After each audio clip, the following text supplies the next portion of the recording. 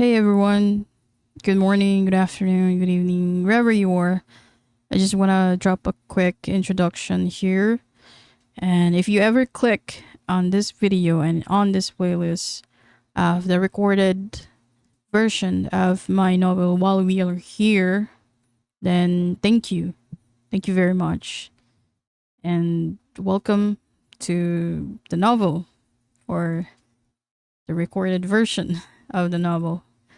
So, yeah, I want to just say a couple of words here just to let you guys know what you're in for the next couple of chapters, and also some facts or information about me and how did I come up with the creation of this whole podcast or audiobook per se of the novel. So I started novel when I was about 23, so that was around, like, I'm 29 now, so more so like 6 years ago, 7 years ago. And initially it was a novel that I had a hard time finishing because it hooked me to the deepest corner of my emotions, because every time I open it, it's just I'm thinking, how can I finish this? It's so heavy. It's so, well, there you go. That's a kind of a spoiler. It's heavy. It's it's what you call as different. I'm such a bad descriptor of such things when it comes to the novel. So yeah, it's heavy. It's different.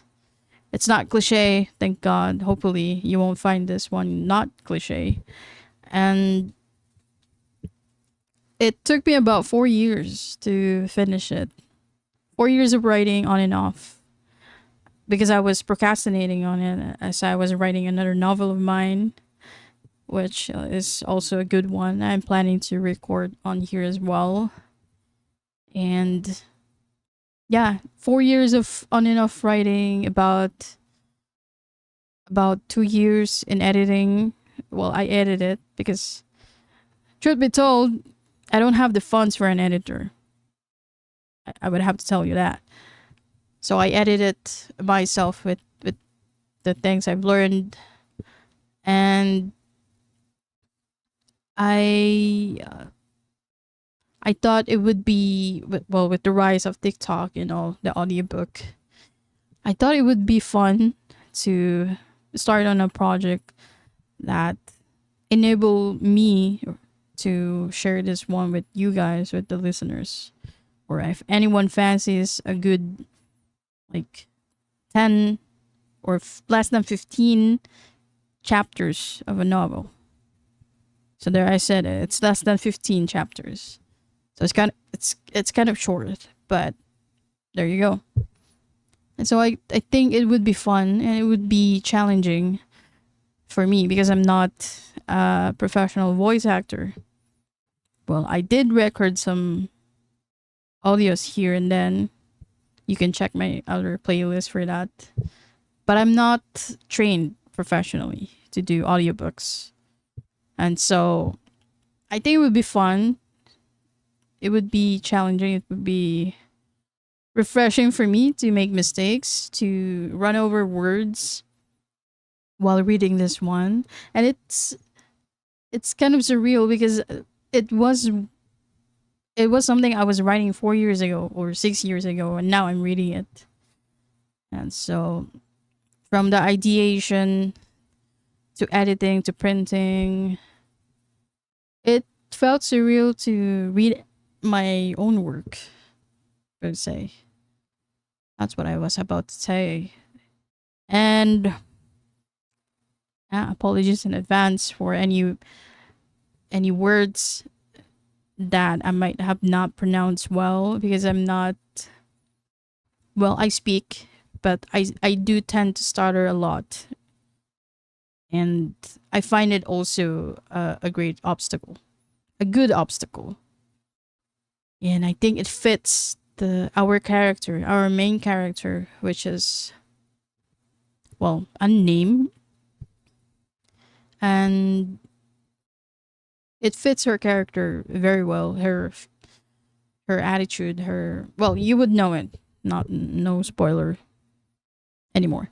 And so it's about love, it's about life, it's about what do we have to do with the time we have left. Even though we're young, the characters are young. What do we do when we're going through something that we thought would never last? What are we going to do while we are here? Like really, really here. Like in the moment, in the present. Because we're often too caught up in the future or even in the past that we sometimes forget that here's where we are now, in the now. So I wanted to dwell into that idea and write two people who are completely different but somehow similar, and they find themselves emerging into that question of, while we are here, while we are here together or apart, like while we are here, what do we need to do? What can we do? And so I leave it to the rest of the chapters to welcome you into their minds or to the character's mind, and let me know what you guys think. Yeah, I think that's it for this forward. Not very not very promising, but I hope that it will start my initiative to read the rest of my novels and have it easily available for all you books lovers and for those readers who like this type of stories about being in the present, about just doing what we need to do day by day, not think too much of the future of what lies ahead of us, and just think of who we are now, what we can do best right now, and that's it.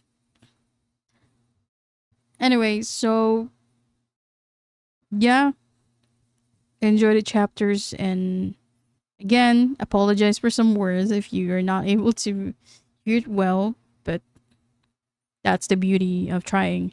I want to try. I want to take my chance in getting this novel published or be recognized. Well, we're far from recognized. I want this to be noticed.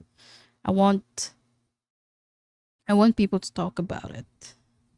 I want people to read it despite the inability of mine to have it published in the mainstream market. So, yeah, I'm working I'll be working on it for the rest of the year. Hopefully I can complete recording it in a year and get the query letters and literary agents hooked up, hopefully. So I am all a one man team on here. I write it, I edit it, I recorded it, and now I'm promoting it to you through this forward. And hopefully, while we are here, we could get this reading. All right. Thank you so much, and hope you guys enjoy the story. While we are here, a novel by Franz Bartolome, written originally back in 2020, recorded as an audiobook by the author herself. Prologue. I was 24 when I murdered the only woman I was in love with. There's no other way I could have put it other than murder. I would have to go with murder. Murder is the act of taking someone else's life, and I took hers. You would most likely come up with questions as to why I did it. People would ask me how I felt after, how I felt before, but none of them asked me how I felt during. That's what I find odd. They don't want to know the suffering, but they want to know the reason in between. Maybe they're too filled with hatred to know, or too consumed with the loss to even bother to know. To lose someone you love by accident is a disaster itself, but losing someone you love within your own hands, by your own will, is twice the disaster that can come with a bargain of either living with loss or dealing with a life taken. And when I did it by my own will, I did not only see it happening, I've planned on it happening.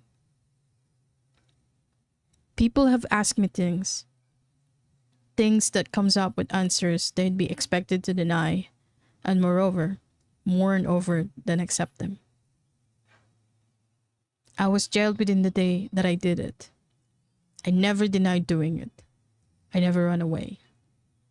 I was transferred from my apartment to sleeping through cold prison beds, thrown inside to look through the rusty sticky cells, calm under tremendous hatred thrown at me.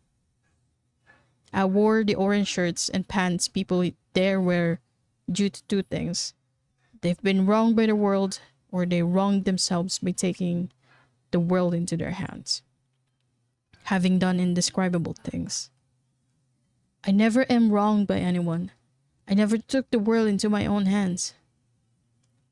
I wore the orange shirt and pants slowly because I love her. I did it for her. I love her so much, I'd rather see her dead than see her alive. This doesn't make sense to anyone, not even to me. Not until I first learned her truth. That's when I understood why people do things for love, even how inhumane and unnerving they are. When you murder someone you want to be with forever, you think you'd cut yourself off the happiness you'll miss out experiencing with their absence. It's not the case for me. I've killed her for happiness. Wouldn't you kill for happiness? Chapter 1. Existing, Ending. There's a fine thick line between living and existing. If you look for these words in the dictionary, you would perhaps see that their meanings don't at all differ from one another.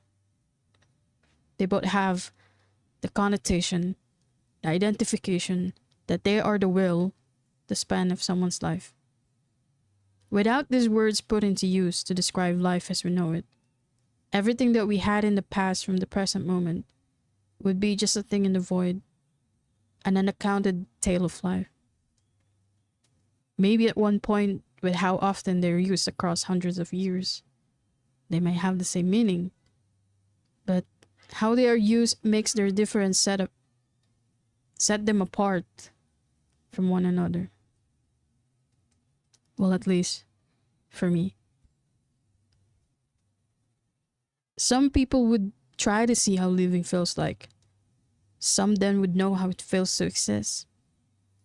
I had already forgotten how this too felt in my everyday life. I exist, but I think I'm not living. There are times that I felt like leaving, but I think I do not exist.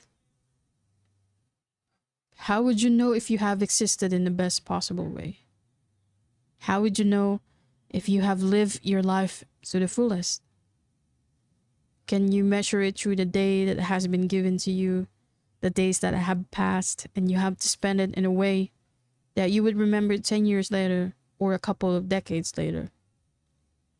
How can you measure someone's life and existence by what they did or had done in the past or the now to fully know if they already lived their existence or not in the purest form?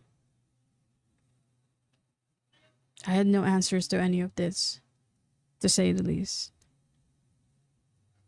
Well, except right after the first and probably the last time that I felt alive again. All it took was a day in July, and I was on the verge of exiting every door still living, when, on a glance in that dusty coffee shop, I found a different way to look at life when another reminder of it entered mine. But I wasn't going to go over that one yet.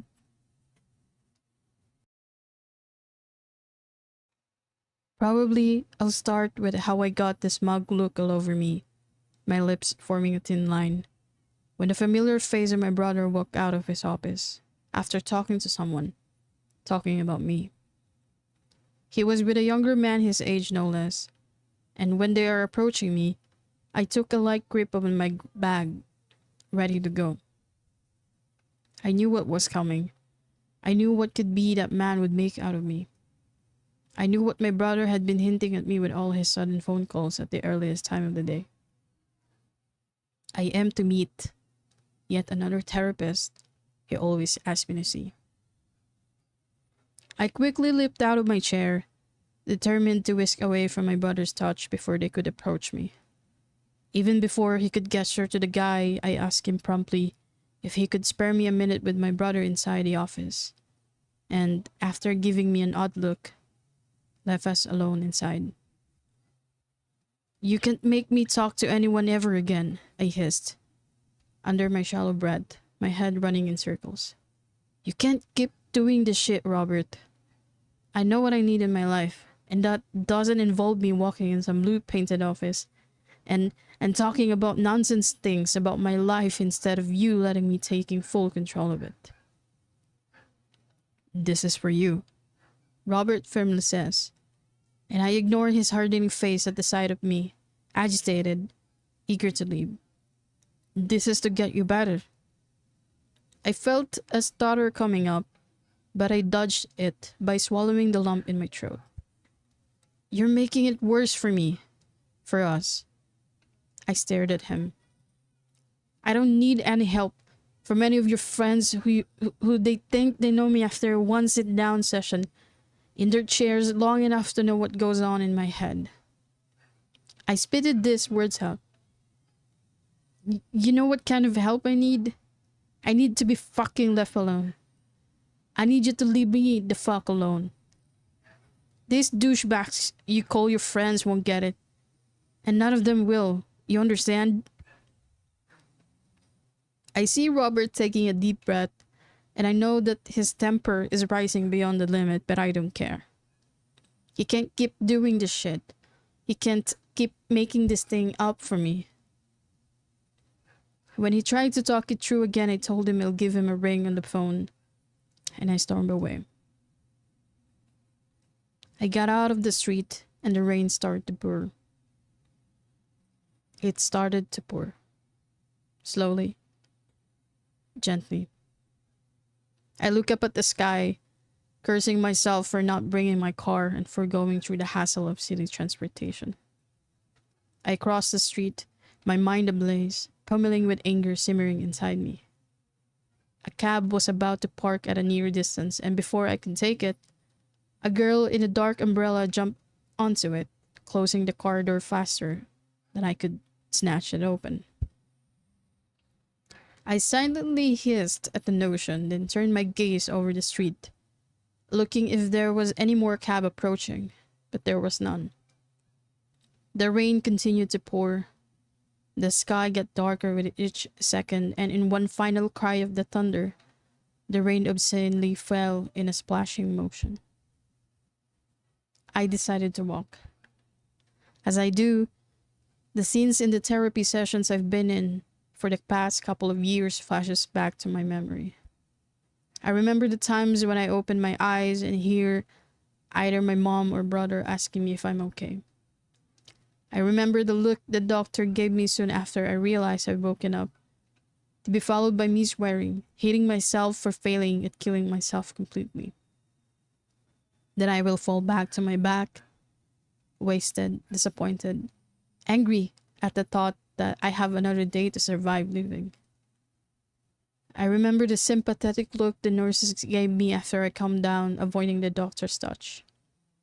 I remember how some of them whispered something inaudible, leaving me feeling worse. The voices came back to my reverie as I passed another street. The rain is walking with me, through me, after me.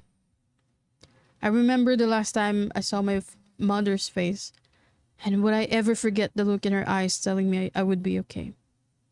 I remember the day she was buried, it was also raining, and I was left alone in our home garden where she used to spend most of her mornings, tendering the lilies she planted herself.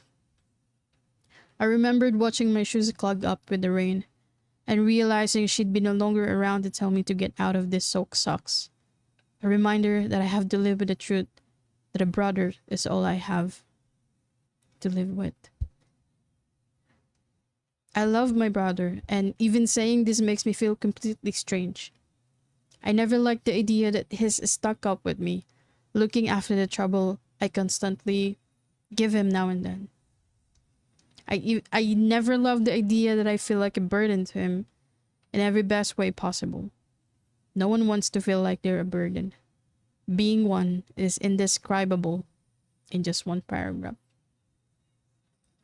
Being a burden makes you feel like you have these eyes staring at you from behind, constantly reminding you of things that you are not capable of, and the things you are capable of doing, but will end up doing them wrong. Being a burden feels like sitting in two chairs without an arm support. One keeps getting you out of balance, while one keeps you still sitting in the middle, and you have to look out for yourself not to fall while they're watching. Being a burden creates those phone calls you receive when you haven't made one or two to them over the past weeks, in wanting not to bother them more than you already have. Being a burden makes you feel like there's a rock inside you, and it gets heavier every time. Being a burden makes you look out to the world in a one-sided way. You're the only one who benefits from the laugh, the lightness, the easiness of life. Being a burden enables you to suck up on someone's bliss, on someone's freedom. You take away the smile the people are about to let out once you make a stupid suggestion, and makes them question why did they even caught up with you in the first place. You take away people's time they were about to spend someplace with someone that reminds them that life is still great. You take away someone's chance at being happy by choosing a life taking care of you, choosing you, and make themselves believe this is happiness, putting yours first at the cost of their own. You take away someone's will to do right by themselves. Instead, they do right by you when you should be the one doing it for yourself. This is how being a burden feels like, and this has started when I first tried to end my own life. Robert were on the receiving end of my eagerness to die and not exist any longer, and him setting up all the therapies time and time again is a reflection of his vision to get me better.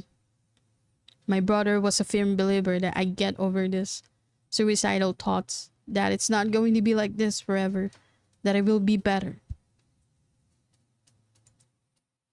I am a huge believer that things will be better if I'm nowhere near him, with him pursuing a better life, a better version of everything, and that he can easily do it as long as I'm not in the world he keeps putting me back in.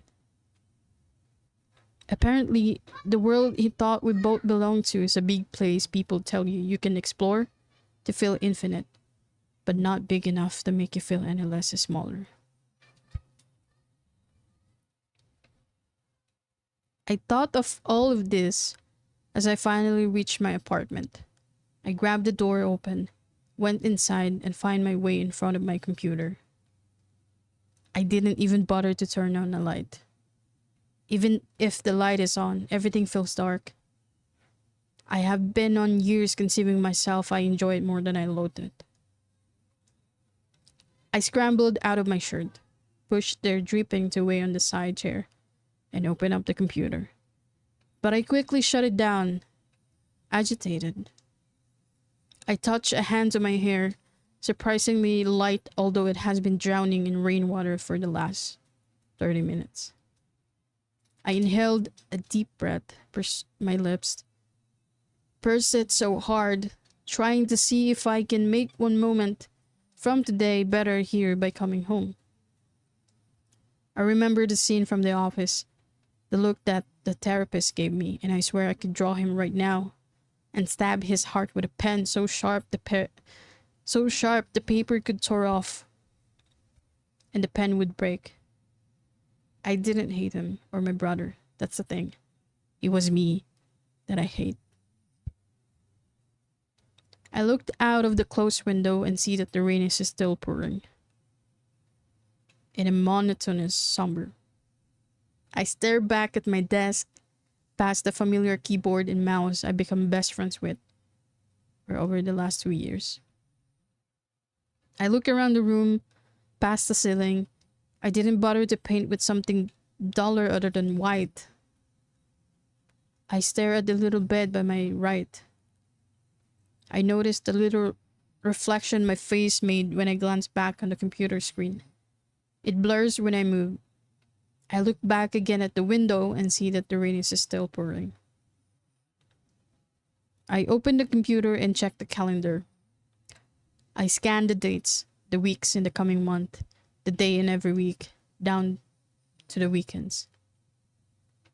I switch on to 2 more months and another 2. Then I stared hard enough at a single date that falls on Monday. Scenes were coming up fast in my head, and I like what I'm visualizing.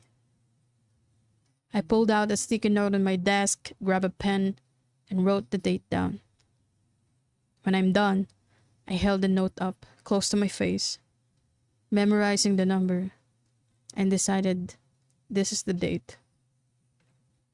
This is a date unlike any other.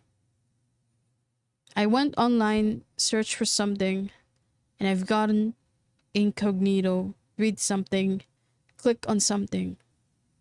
Then I opened my email and saw 4 new emails sent to my mail, and that's when I straightened up and decided it's time to work again.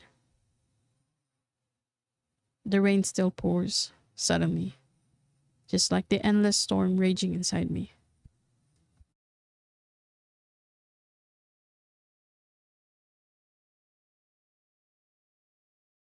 Chapter 2: A Leap to Change. I stopped living with my brother when I graduated from the university, and letting me off of his hook has never been the easiest. His concerns extends through my multiple attempts, and convincing him to let me have a space of my own were a second crucial thing I had to go through, living every day being the first. He had to let me go. I need him to let me go. He had to have his own life, not spawn over at every chance I took in cutting mine. I can't have him looking over my shoulders his whole life. He needs to date. He needs a life, get a family, build a home somewhere. He needs to stop making me feel like I'm a burden, which I am. It wasn't easy at first, the persuasion. He had to talk to his friend, my therapist at the time, asking if it's a good idea. Of course, the guy told him it was not, and he suggested things would only be worse if I ever did move out. I grew repulsive about it, remembering the memory of them talking about it back in their office, with me slumped in my seat, like I was some child to be fostered away. I did feel a little again, like 1,000 times before, around their presence. And at the end of the day, they both decided that moving out is not a good idea. My brother even insisted that it was not going to happen, making me regret asking for permission in the first place. But he completely underestimated me in things he wasn't aware I was capable of. In between my suicidal times, I kept myself isolated at our house and found an interest in web development and web designing. A fascination that made me realize I took a completely wrong course in the university I hated going to. Web development and design has become a rising demand in the technology growth over the past decade. And the pay was good, they say. Not that I actually care about it. Until I took my first unofficial job doing it, and I received a handsome sum. It was a client from northwest of Michigan, United States, through the border of Lansing. A client I found through browsing a website whose existence were entirely for nerds like me, ones that are not looking for a full-time commitment and only wanted to be paid by task or hour. I won't dwell too much into the technicalities, but with decent exposure to a website's design, patterns, and security, I passed the client's qualification on a 4-week project I've completed in less than 3. I nonchalantly checking my email a few days after, and my thoughts flared and soared, seeing that the work payment has been transferred to my account. That money starts everything for me, at least living on my own. I found a nice apartment at the border of the city, a few minutes drive from the Burnham Park, and a few hours away from Manila. I was offered a fair enough rent. I can afford up to 2 to 3 months of what I earned. I packed my things, waited for Robert to come home, and when he was busy unloading his things on his bedroom, I sneaked into putting my things to his car and drove away without so much of a note on where I'm going. It left him baffled, angry, and disappointed even. It took him a few days of persuasion over the phone asking me to come back before he gave up on the idea of me living alone. I felt bad about keeping him off of the details of my disappearance, and the guilt ran over me when he persuaded me again into trying to continue the therapy sessions. And surprisingly, I said yes, only if it meant him leaving me the hell alone, and me leaving my own hell away from him alone. Chapter 3: A Figment of Subconsciousness. Shortly a few weeks before going again into that therapy, I started having night dreams. It wasn't the type everyone is supposed to be having when they reach my certain age. It was just night dreams, a blur of events, a series of scenes I immediately forget once I wake up. It was so random, forgettable, and yet somewhat disturbing. It was so out of my day-to-day, where most things has been repetitive, so much I can move around with my eyes closed and not stumble at anything and make a mess of myself. I never dreamt for years, or more so. I never had a clear recollection of what I was dreaming about. I might have been a sleepwalker when I was young, but I was certainly not a dreamer. I belonged to the large population of people who fall asleep, wakes up, and dream nothing. The dream usually starts with me walking, then sitting. It was somewhere I've been before. It's just that I couldn't remember where exactly. It was always in the morning. I was always sitting at a table, and I could hear people talking. There were murmurings then and there, but too inaudible for me to comprehend. Suddenly, I'd feel that someone is sitting in front of me, and even though I can't see her face, I know it's a girl. By her voice, and she's saying things I also cannot comprehend. This was the whole dream itself. I understood nothing, but I felt refreshed. My mind unclouded, the presence freeing. Then, when I was about to say something, my voice would fail me, and I always wake up disturbed. Most people who'd wake up from a nightmare would feel anxious, sweating, their pulses racing. And I feel the same as soon as I wake up. Only I was waking up from a dream and not a nightmare. Who am I to differentiate this to? As I've said, I'm not a dreamer. I didn't even want to be alive to dream at all. The dream went on for a couple of nights, though not consecutively. It's there one night, and the next 2 nights it's gone. I had already started the therapy sessions with Tim, the new therapist, and I was hesitant to bring it up to him, afraid of being ridiculed, afraid to start another set of questions I have and nothing to answer with. But there was one day when I couldn't hold it anymore. I've been having night dreams. Tim raises his eyebrows with curiosity the moment I told him about it. The way he sat upright in his chair gave me the impression that what I said was the only thing that got his full attention during the session. He was in his usual shirt, his eyeglasses dark and square on their edges, and he looked formidable. He always looked formidable. We were at his blue office. What kind of dreams? Tim was my fifth psychotherapist. I know the nuances too well. Guys like him ask you questions that will lead to one another, and everything falls into pieces from there.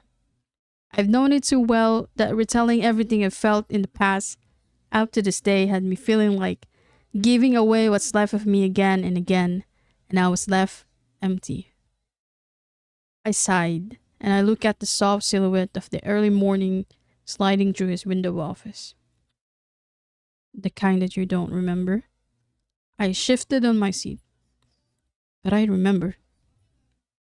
His head tilted curiously, and his interest grew over the passing seconds. Tell me more about it. And I did, but I spared him the tiniest details, only the big picture. As I did, I easily remembered the surroundings of the dream, the colors, how blurred they were, the noises. She reached out for my hand and I wanted to say something, but at this point, I stopped, opened my eyes a little wider. But what? I looked at him straight across the table, then looked down again as a blurry of sunshine morning filled my head. But after that, I always wake up. I attach a hand to my hair. My thumbs battle with each other as I fight within my desire to say out loud how real it felt, how light, how different. And how long have you been dreaming this way? Just this past 2 weeks, I flinched. It's weird, it's always the same dream, not one thing changed. It's exactly always the same. Tim stayed silent and I expect him to write something on his paper, which he didn't. Instead, he crossed his fingers thoughtfully, laying his elbows steady on the table. Dreaming is as normal as getting to experience it 5 or 6 times in a regular night, so you won't have to worry. I mean, it's not something we should be concerned of. It's completely normal. Well, not for me. As I've said, I'm not a dreamer. I know, but you're human, he replied. Humans are expected to dream. I bit my lip and looked away. He's not getting it. Or I'm not. What's odd is that you said to have the same dream every night. Every other night. Right. You said to have the same dream every other night, and nothing changed in how it starts and ends. He carefully fidgeted on his seat. Reoccurring dreams may not be normal. It may root from something you're not subconsciously aware of within yourself. What do you mean? Maybe you're dreaming of the same thing over and over again and nothing's changed because maybe you need to act upon it outside a dream. My brows furrowed together. I don't know where his ideas are going. What if it's your subconscious telling you you might enjoy going out for a cup of coffee, perhaps? His eyes gleamed with such interest a possibility. What if everything you dream of was just your subconscious telling you that it's what you're supposed to do? I uncomfortably shook my head, as I already knew what he was about to suggest.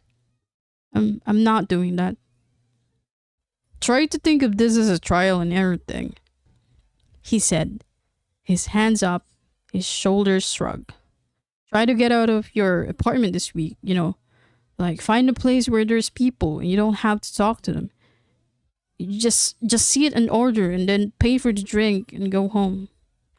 He touched a finger to the rim of his eyeglass, adjusting it. Just try it once or twice.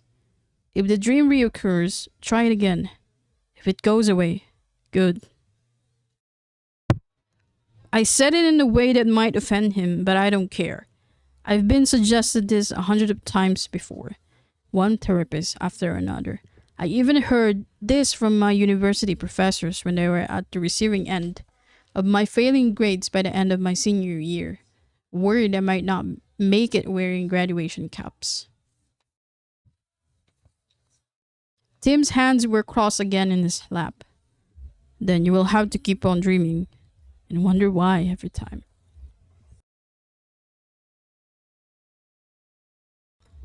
I didn't listen to Tim. I didn't go out to surround myself with people. Instead, I drove and stopped, only to drive again. It was Friday morning. I found myself driving my rusty Honda 2002 Civic around the Burnham Park and had gone through the cold, steepy road of Heritage Hills and back. The car was already wearing out, the wheels making slow turnovers. Its warning lights giving off delayed flashes, and the loud clunking noise irritates everyone who caught up with me during traffic. I am the least disappointed about it, as I bought it at such a steal price 3 months after I moved out. I intend of having it repaired, but I also don't, as I didn't want to go outside or have means to do so. The car probably have heard my wishes, as just as I was driving back to my apartment, it stopped, and I was stuck in the middle of the road. I was fortunate to park it beside an old oak tree on the side, away from everyone driving. I looked over and dumbfounded to know that it has run out of gas, and that I've not kept a can or anything to back me up on the road. I looked around, and no one was coming to my aid, not even a bus boy, men who usually do constructions on the road, neither the ones who sell cigarettes and candies to the passing cars. I looked around, seeing if there's an establishment I could stay for a while. There's a lot of signage in houses following a trail from the expressway. Most says room for rent or ice for sale. I walked and continued doing so until I caught sight of a coffee shop nearby. Such a difference from all the wooden houses, painted in yellow and white. Inside, there was a counter where a guy in tan skin were busy doing something, but the shop was empty. I remembered Tim and his suggestion, and I figured maybe there's no harm in trying. But just as I was about to go in, my phone rang, and Robert was on the other line asking me where I am. Given his perfect timing, I wondered if he had gone to my apartment only to find me away. Probably he did, or probably it was just the merest coincidence. "Come have breakfast with me," he said. I grunted. "I'm not going back to your house, Robert, and I'm not sure if I can make it.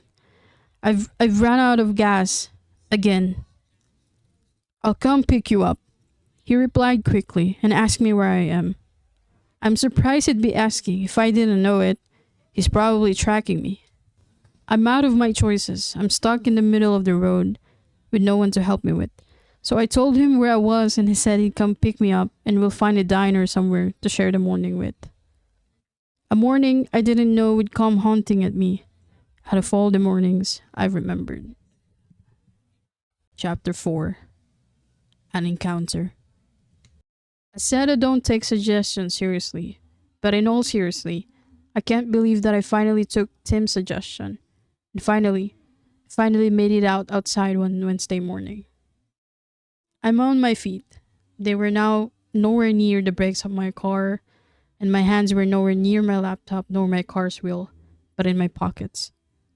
I was on my most comfortable blue shirt when I walked outside, and the weather's cold, normally bordering below 20 degrees Celsius, which is considered normal in my city, Baguio, but considered miracle in the country's main city, Manila, when it's summer. I knew walking is different from driving, but walking bores me to how long I get from one street to another. Yet, walking had a point at all. The sight of my computer and my room seems to be starting to dull in my eyes. The white room was not helping, and so I digress. The park I dropped off took me more than half an hour to go around, and by the time it was quarter to 9, I find myself looking around for some place to stay for a while. I figured if I will have to do this once a week, at least I'll need to find a better route at getting around. Driving is an option, but tempting. Yet, I can't walk too long like this every week. I continue to stroll. Along the way, I come across older men and women in their walking sticks, some on their wheelchair, some walking draped with jackets and bonnet. There were few men running around, some children were playing chase and catch, and the morning had just begun. There were no extreme rays of sunlight, the clouds were clear. Everyone's basking in the fair early June morning. I remember the side of the park I stopped a few weeks ago when my car struck mid-driving. Up on an alley, I saw the familiar trail leading up to a coffee shop I remember that day. I stopped from my tracks and looked at it from afar. The shop looks warm to me even from this distance. Beneath the cold city weather, I figured this is the place. I entered it and scanned the room, trying to find a corner where I'm not facing people, but not also have them facing me. Luckily, there are not much around, except for the busy old waitress at the counter. A man was reading a newspaper from the far right corner of the shop, and a sizzling brew of what I could discern was a Arabica latte is currently being served. The smell invited me in further, and I went on to sit at the first table I see on the right, situated beside the window. There was no menu on the table, and it took about 5 minutes before a young man in a maroon shirt came over to my table, handing me one. I wish I could have just said that I'll appreciate a regular black coffee, but he was the one who took the initiative to talk about what's in the paper. We had a new set of coffee menus here, available to order, he said in his deep voice. I realize he's not from here, based on that accent. He must have come from the north side of the country. He smiled at me. What would you like to have? I started shaking inside. The anxiety of the pressure brought upon by the question starts kicking in. I struggled to come up with an answer. I wasn't even reading the menu. Suddenly, they were unreadable beneath his expectant presence. What's your bestseller? Anything we have in the menu, he replied. We serve them as fresh as we can. You don't have a bestseller? I exclaimed. What, did you just open up yesterday? I know I sounded rude. I might have blurted that way due to the discomfort of being waited upon. But that's the way I am, and I hated myself for saying it. Something out of random blurted out of my mouth without even meaning it. Not really wanted to say it. It just came out. Fortunately, the waiter didn't take this as an offense. Black coffees are cool too. All right, I'll have one. And please, no sugar. He then asked me if I would need anything other than the coffee. I think that's all, I replied. Fair enough. He picked up the menu. Before he walks away, he cast me a knowing look, a bit of a cynical stare. Sorry for this whole no bestseller thing. We just really opened up yesterday. When he was gone, I had time to mull over the thought. That's why. That's why there are not many people around when it should be busy and filled with students and folks across the city. That's why the whole place looked like it was a newly painted one. I then remembered the color of my own room and end up being at awe of how indifferent I am to the world outside it. A few minutes later, the guy went back, served me the coffee, and left me at all cost. That's when I started noticing some people walking by inside the shop, finding a spot to settle. By the time I first sipped the coffee, it was 9:15. The time I was half emptying the cup, it was only 9:25. Geez, this is as boring as I thought. Then the door swished with the soft bell, and I didn't take a look. But I did moments later when a girl in a yellow shirt and black skirt settled at 2 tables away in front of me, and her face was facing me. I tried to look away at how cliche the whole thing is. These are like those moments in the movies where a girl will walk up inside, find the fanciest table, read a book, and order what she likes to drink reading the book. Then the girl will look up, smile, have this gleam in her eyes, and look at someone like you, and you both stare at each other. And it's like the world had stopped spinning. There were colors everywhere and all that happy ever after shit. But this is not like those things. And I certainly am not those someone in those stories or the other person. Modern love stories are too cliche and made up. As much as I would like to believe in them, I didn't see myself as the one who plays the lover, the pursuer, or even the pursued. I circled the palm towards my cup as I cleared my throat. All right, she's pretty. But it was not only that, I conclude, as I try not to check up on her time by time. There was something in the way she wore that yellow t-shirt, like it was the best t-shirt you could wear at this time of day, brightly noticeable among the empty tables. She had this long, brown, slightly curly hair flowing through her chest, contrasting her shirt. She was looking and talking to the guy who assisted me with my coffee earlier, who was handing her the menu now. And when she was given it, he walked away, and that's when our eyes first meet. 1, 2, 3. It was 3 seconds different from any 3 seconds I had in the past few days. I averted my gaze away, and I could see from the corner of my eyes that she was scanning the little menu. I sipped on my coffee, telling myself, it shouldn't be weird. I shouldn't be weird. I turned my attention outside the shop. I watched how an ice cream vendor from the outside just beside the flower shop stops by to assist a father and his little son, the little guy pointing at the cones, moving in delight. I then turned my gaze back to my mug, half surprised it's almost empty. Should I order another one? And that's when I heard a voice ask me what I ordered. I looked up and saw that the question came from the same girl across the table. She was now standing in front of mine. Excuse me? I was wondering what you ordered, she simply asked again.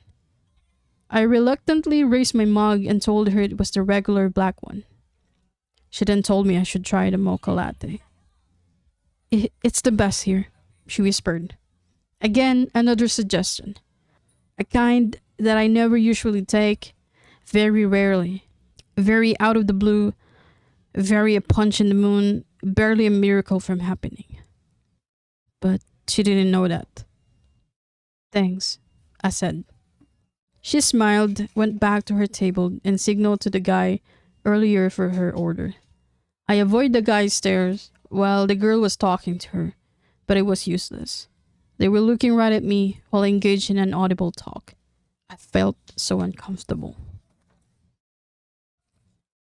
The guy nodded, and I went up to pay for the coffee and go out. When I was on the counter, I asked him what the girl told him, and why they were looking at me. She asked me to give you a mocha latte the next time you visit. I was surprised.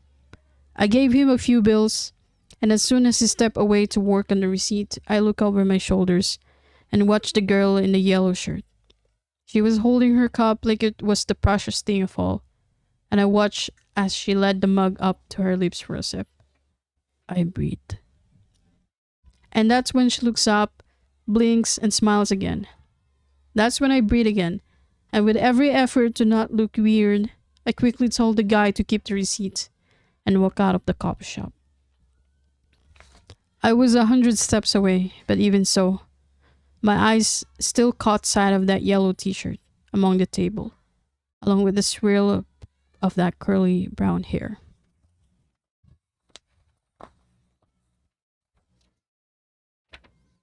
That scene stayed with me for about a few hours in the following day.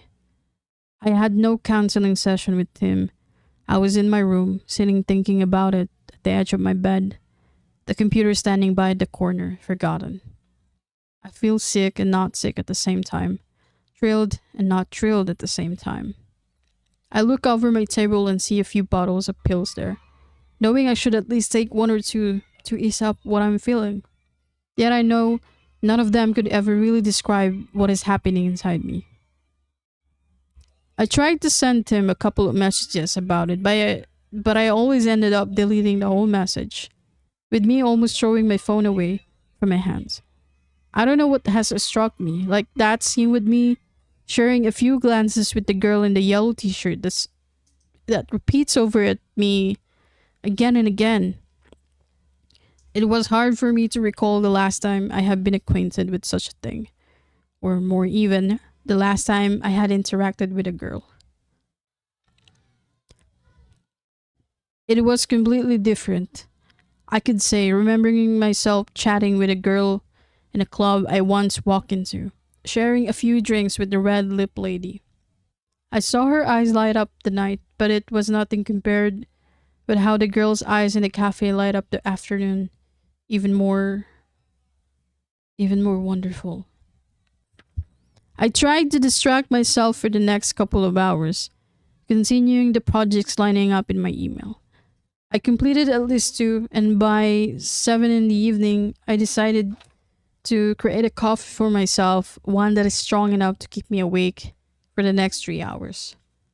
But as I lay back on my couch that night, with the cup nestled in my hands and with the light of the computer, as the only one streaming through the dark room, I realized something. I need to taste that mochaccino the waiter offered, the girl in the yellow t-shirt suggested. Chapter 5. Encounters Resumed. I got up early the next day, sent 3 projects to my waiting clients, and was notified that the payments had already been transferred to my bank account. I went out by 9, visited the standby bank machine. Then on that usual morning haze, I found myself walking the same track of the park I ventured days ago.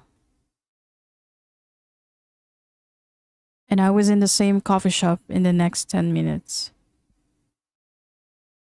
As usual, the shop doesn't have many people around, and the cozy sound of the barista fixing the coffee beans and pots was the only music surrounding the establishment. I sat at the same table and waited for the same guy to ask for my order. It turns out he was too busy to ever care, and I was there, clueless of what to do, to leave or to stay, or to wait for her to appear. I feel so stupid myself. I feel like it shouldn't be on my routine. I led a simpler life in my days, a darker one, with just me and my computer. Cash flying their way to my bank accounts, and lay in my bedroom at night, waiting to exist the next day after. But as soon as the sight of the yellow clothing walking inside the coffee shop, and with the same curly brown hair tangling as she sits right at the same table in front of me, makes me realize with a thought in my chest that things have changed. And living through the moment is possible, than letting the moment live itself for you. The same guy in a maroon shirt walked right next to her, and it was not so later on that she held her gaze and met with mine. And this time, I returned looking at those soft brown eyes. She blinks and a smile forms and whispers something to the guy asking for her order. The gaze is still in mine. It was only interrupted when the guy moved over to me and flashed me a knowing smile. Shall I bring you your mocha latte? I didn't have to say anything. My mind was telling me to shake my head, tell him I'd prefer my sugar-free black coffee, and have him stroll away. But I find myself saying yes to his question, and as soon as he disappears, I went back to staring at the same soft brown eyes that are now reading something from the book she was holding between her hands. I breathed, thinking of the moment. Moments like that don't last that often. She was still engrossed in her book when the guy returned to me, bringing the mocha latte, serving it with a few strips of napkin. When he was certain that I'd need nothing anymore, he left again, and I was left alone, mulling over the latte in hand. I keep on glancing at her time by time. She already emptied the cup of espresso, still absorbed over the book. I finished the mocha latte and paid the bill, and quickly marched away from the shop. When I was a few blocks away, I stared back at it, still seeing that yellow t-shirt dangling, and with a glimpse of her soft pair of brown eyes watching from a distance. When I realized I was staring, I speed up my walk, thrilled and confused at the same time, still tasting the mocha latte lingering at my lips.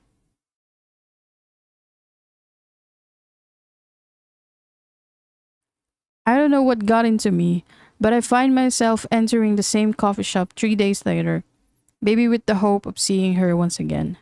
I didn't consider the thought of me talking to her or even making an approach when she arrives, but the idea that we may be at the same time in the same shop once again strengthens my reason for getting out of the apartment for the rest of the morning.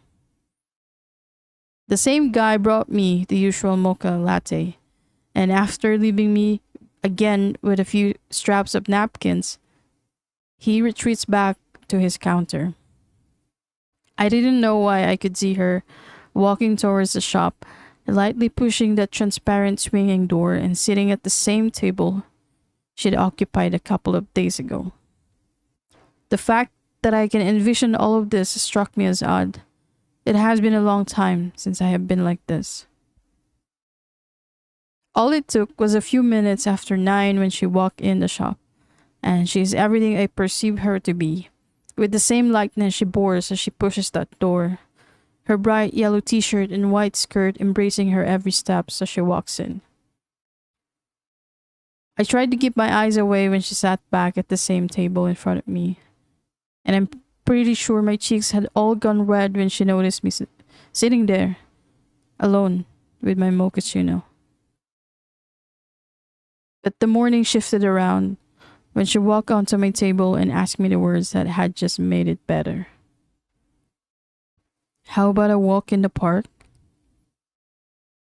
It sounds like a suggestion, tinged with a mere invitation that matches the uncertainty in her voice.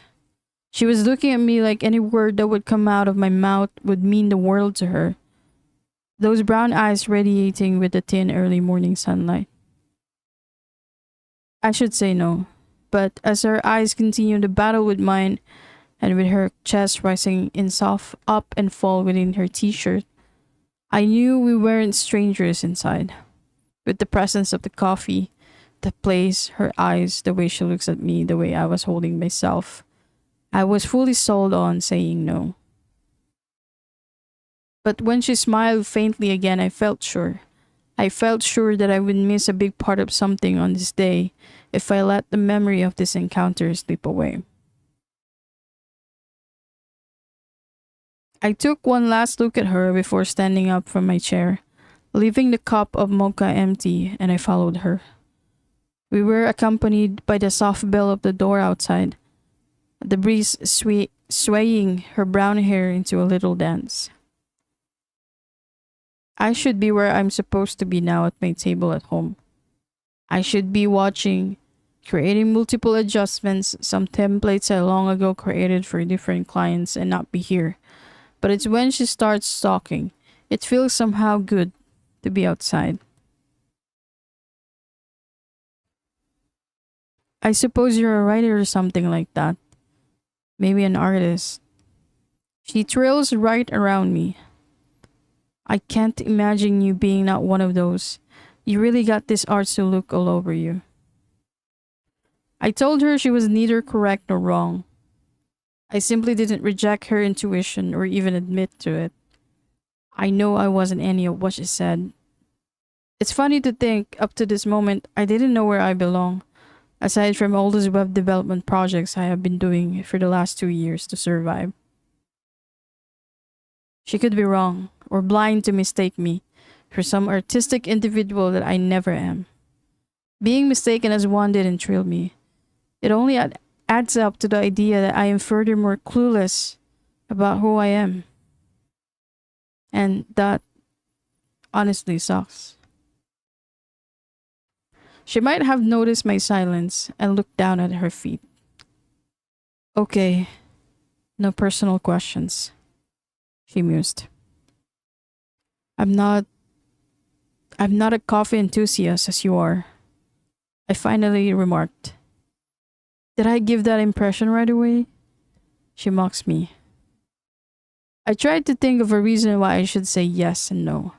Yes, because I first saw her in that coffee shop, and no, because I wasn't paying attention to what she drinks there. I was only seeing her, how strange it may seem, thinking I only just met her. Kind of, was all I could say. She keeps a smile on her own, and we walk in silence. The morning starts slipping away to noon. A little later, she mused that we could walk over to the farthest part of the park, one insisted she stayed at last month. It was not a suggestion, it was not an offer. I can discern it was a mere request, and I can't let her down after all. We found a spot right below an old oak tree, one with a trunk that is made for couples. I didn't notice that right away, but when she squinted down to see if the space was all good to sit on, my eyes caught a heart-shaped carve on the tree, faded and marred with years. There I can read a letter E and B, struck by an arrow. She saw me checking out the carb and turned to see it too. She walked over a little close to it and touched her hand across the surface, where the letters faded on their edges. I always find this nice, she said later. Someone will carve your initials on a tree, and many will see it. Many will wonder if these names, well, some people's names, did they get together? Did they separated? Or they're really found forever? I think this is the first real deep thing she ever said this morning that I've been with her. The very first morning with her. I thought about what she said, thinking love was a complete delusion of the world through books, those novels, those films, and I firmly believe this. But for the first time in my years, I haven't felt any objection towards it. Surprisingly. Do you want to be carved here somewhere? I asked her. I wanted to know her answer. I don't know why. I just do. I'd love to, she whispered. I'd love that to eventually happen sometime later when I found someone. She looks up at me. Someone who I can carve in the nature with. As she said this, I only realized that I haven't given much thought about the matters of my heart up until this moment. And I look at her, and she was looking over the trees, past the sunlight that glows her hair, and this makes me feel grateful that witnessing her like this is considered a miracle in disguise of a normality.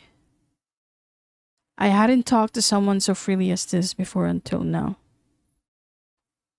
And the look she gave me once I fell silent confirmed that I have not been smitten like this before. So what about you?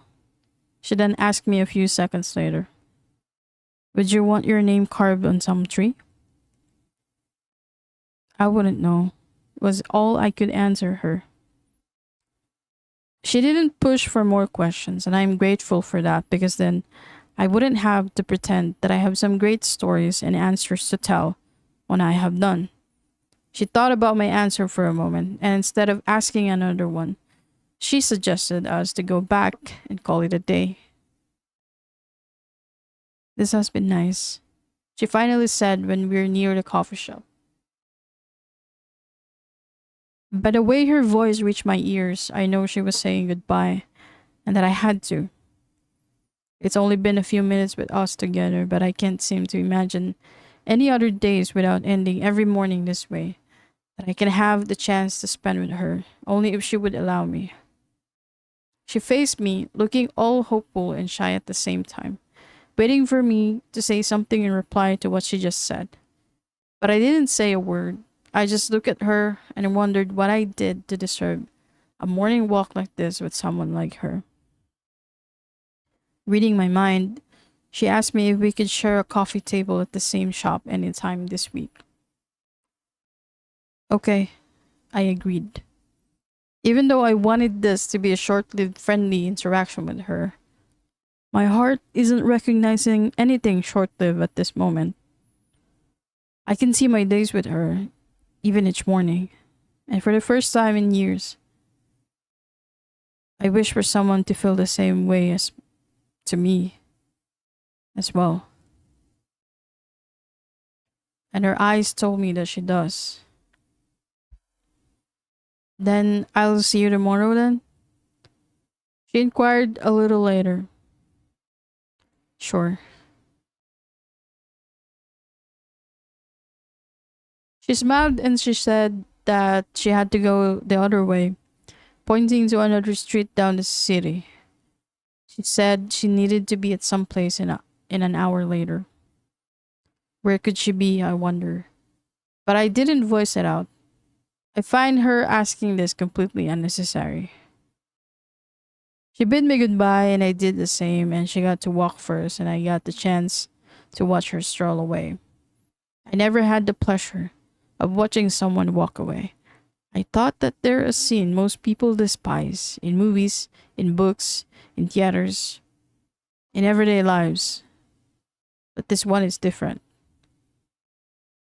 Because I knew deep inside me that she would come back, regardless of the day, regardless when and how, regardless if the sun is smiling right below us or or the moon watches us in complete silence. She would come back as she promised.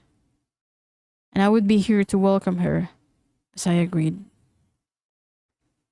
Later that night, I sat back in my bed, staring at the wall, trying to sleep, and trying to replay her name in my mind. Evan. Her name is Evan. Even when I close my eyes, I speak it in my mind, followed by the image of her brown eyes bursting in my reverie. I felt something unexplainable.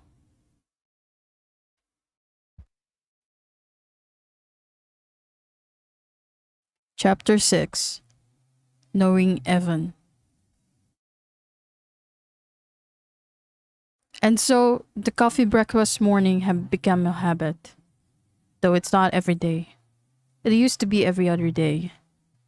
The coffee shop had become our little commonplace, a corner where we can sit in silence and eat breakfast or just mule over a cup of coffee, in which I always mind a mocha, as she has suggested. It wasn't always at the coffee shop where we stay. Sometimes we go back to the park. One day, she goes beyond the farthest part of it, and I, for a moment, wasn't sure how we get back to where we started. As she shyly revealed, she didn't know that part of the park, but she liked the idea of getting lost on it. I never agreed to the idea, but I went along with it. We found a way to get back with the help of an old gardener we passed along the way, doing his daily routine. Evan shyly laughs and apologizes to the man, which the gardener only shrugged off the thing. And he taught us the way, seeing how apologetic Evan was. When we are near the coffee shop once again, she stopped in her tracks and looked up to the sky. I just watch her, still not getting used to her looking lost at things. Looking lost, even when she knows where she is. When was the last time you went out bathing in the rain? She then asked me, thoughtfully, a little later. I thought of it for a moment, only remembering a glimpse of a memory, with my brother shouting at me from his bedroom window, my mom in a hurry to get me inside, angry. It was probably the last memory I had of the rain, and I hadn't thought of it until now. I then told her how I got grounded for a couple of days. She got this sad look all over her face and said, "That's not a good memory.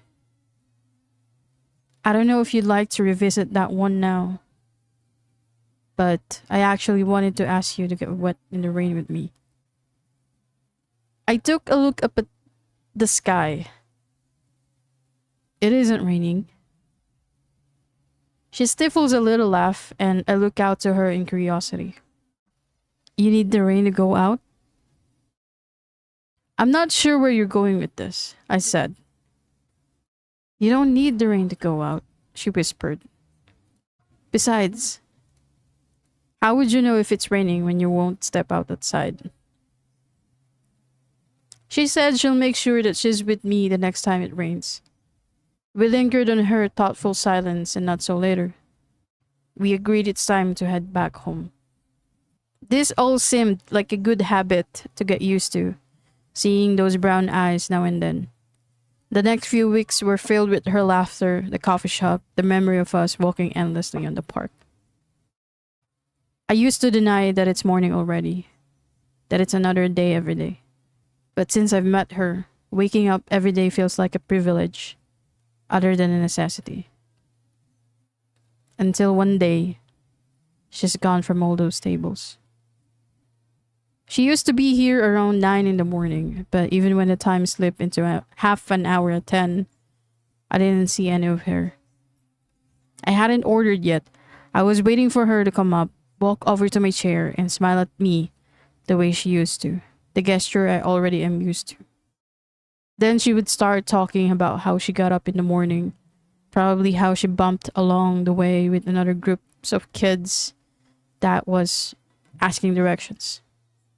Her brown eyes would light up, her brows would join when she's anxious about something. All of the smallest things, I could watch all of them every morning. But none of that happened today.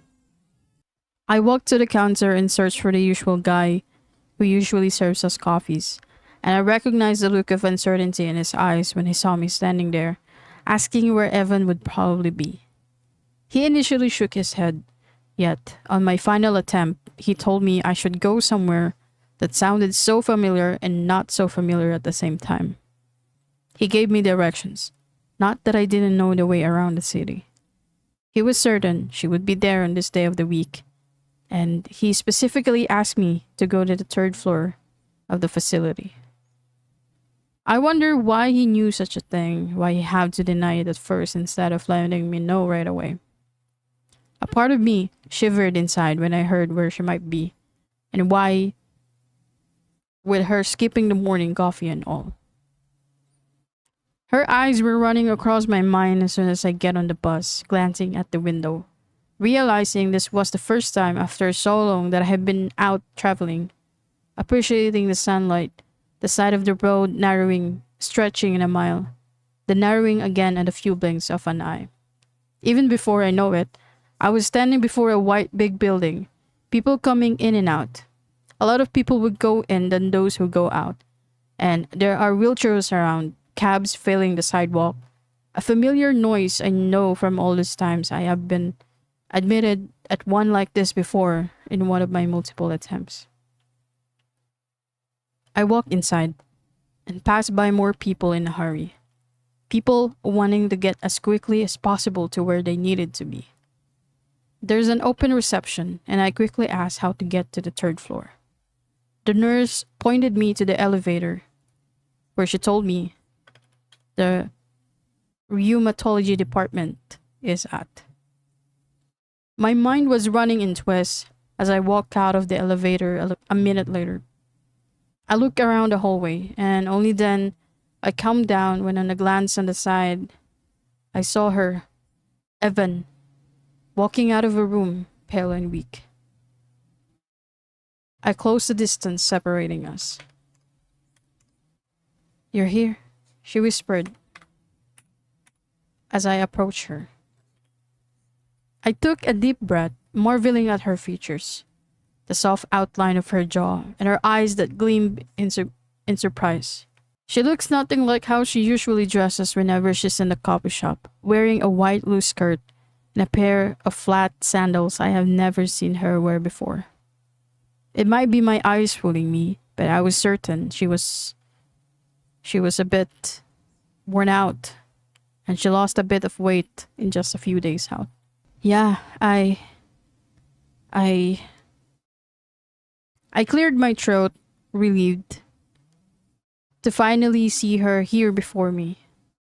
For the first time since I know her, I want to let go of this feeling of being not able to feel, of appearing strong and solitary. I want her to see that I wanted to be here where she was. Moreover, I want to be where she was, be a part of whatever goes in her thoughts. Only I didn't know how to tell her that. I asked the guy at the shop and told me you'd be here. Probably. She let out a faint smile and pursed her lips. Look at her feet. Shy.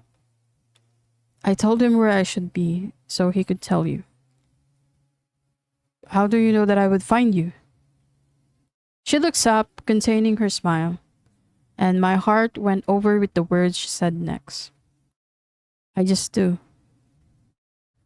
Later on, she asked me if I could walk with her around the wards and said she wants me to talk to someone. I didn't know what she was talking about, but I kept silent. I normally come here every week, every Wednesday since last May.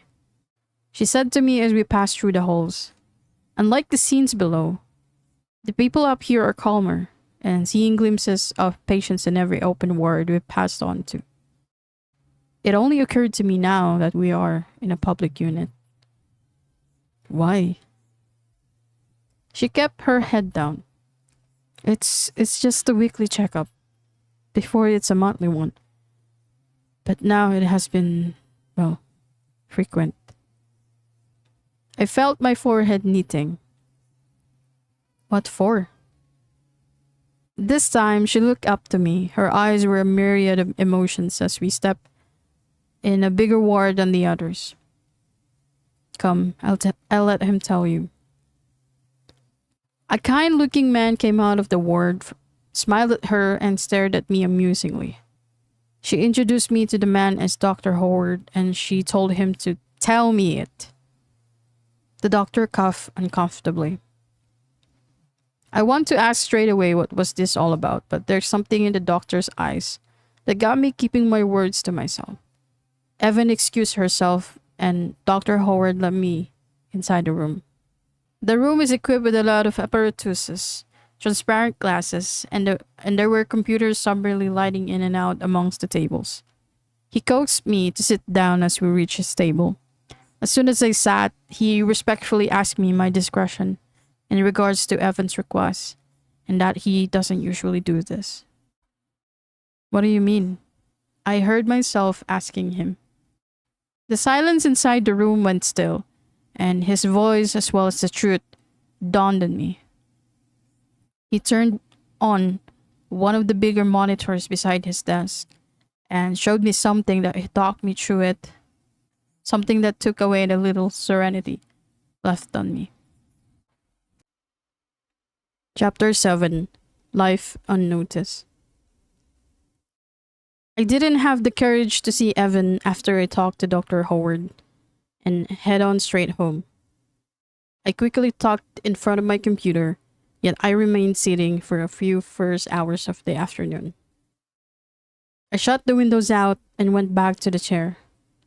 I looked up at the time and stared at the distance. The room's gray and the lights are out. I cannot believe what I just learned. She seemed so happy. She seemed so full of life. She didn't show any signs of her fading away soon. She didn't even tell me that her situation was like that. Moreover, I was puzzled, confused, in every way possible. How did she manage to remain as she is like that, despite knowing she won't be here for long? How happy did she look when she learned that I started ordering the mocha latte? How indifferent I felt all this time, wishing I have the privilege to die. And suddenly, I would meet someone like her who had no choice over it. And she completely fooled me was way beyond words for me to describe. I didn't tell Tim about this and made an excuse to miss our session on Tuesday, 2 days after I had been in the hospital with Evan.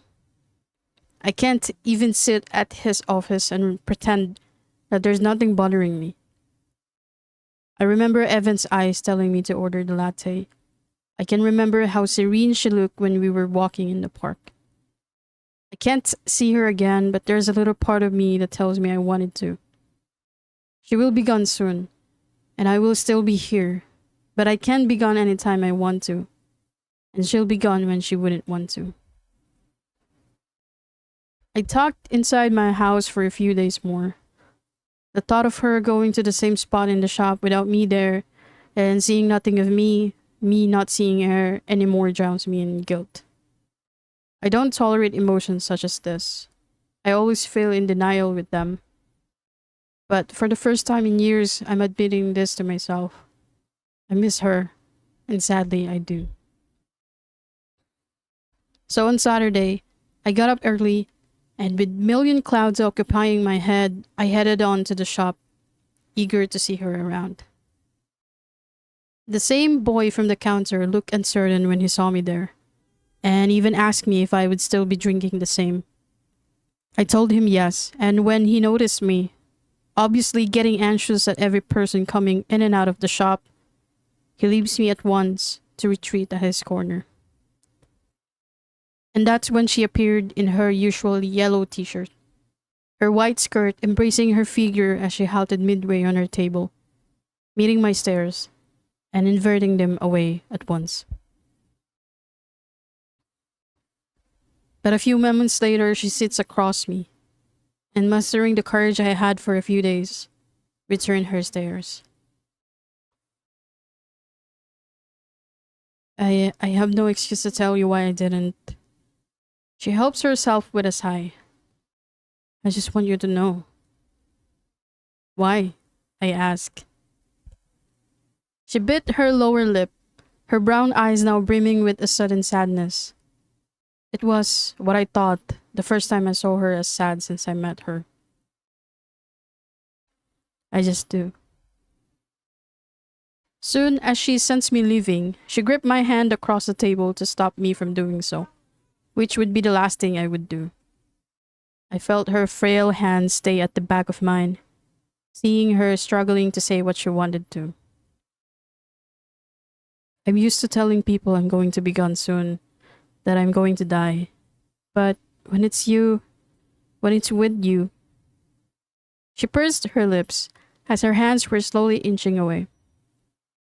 I understand if you don't want to see me anymore. I stared at her, realizing that was the last thing I want. I have a lot of questions at the top of my mind. There are a lot of reasons why I shouldn't see her anymore. But there's only one reason why I should, and why I still want to.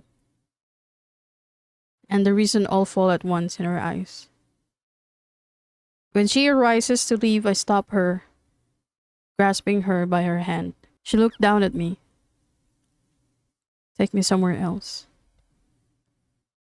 We stayed silent as we walked through the park, looking to find the empty spot we last stayed on unoccupied. She starts talking as we settled, with her helping herself with a deep sigh at every sentence.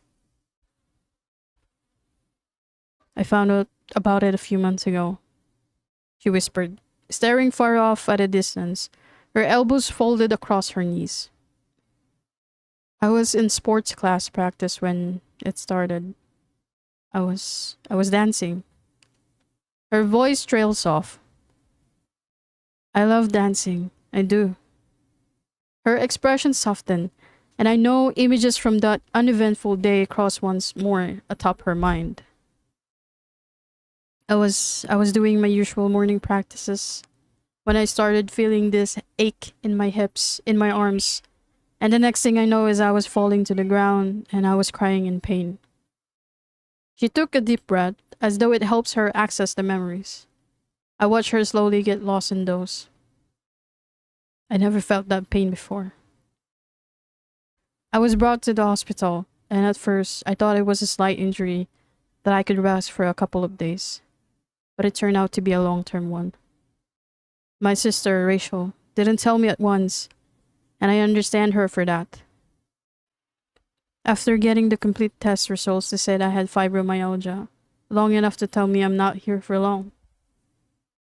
The wind softly blew across us, sending my shirt on a slight sway, her skirt on a mere dance.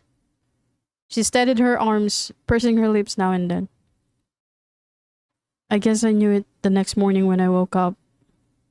I knew I wouldn't be the same Evan I was a year ago. I rethink everything.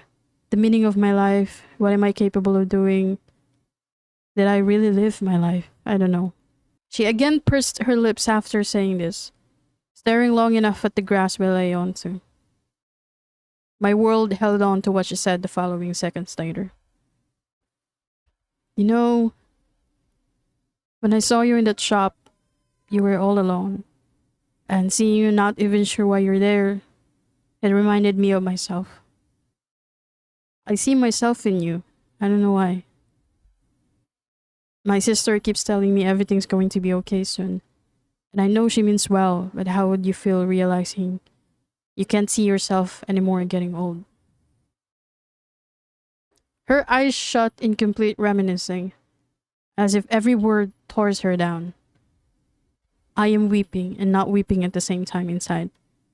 After all these years, despite believing that I am, I finally felt that I am not alone. But imagining her lifeless, me imagining a world, a day, or even just a morning without seeing those brown eyes, pushed me with questions I've let out later on.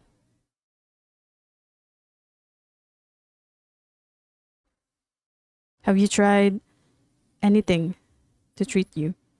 Like a way to extend everything? I know she did. It was stupid of me to ask, but I want to hear it from her. She shakes her head, her lips growing pale by the minute.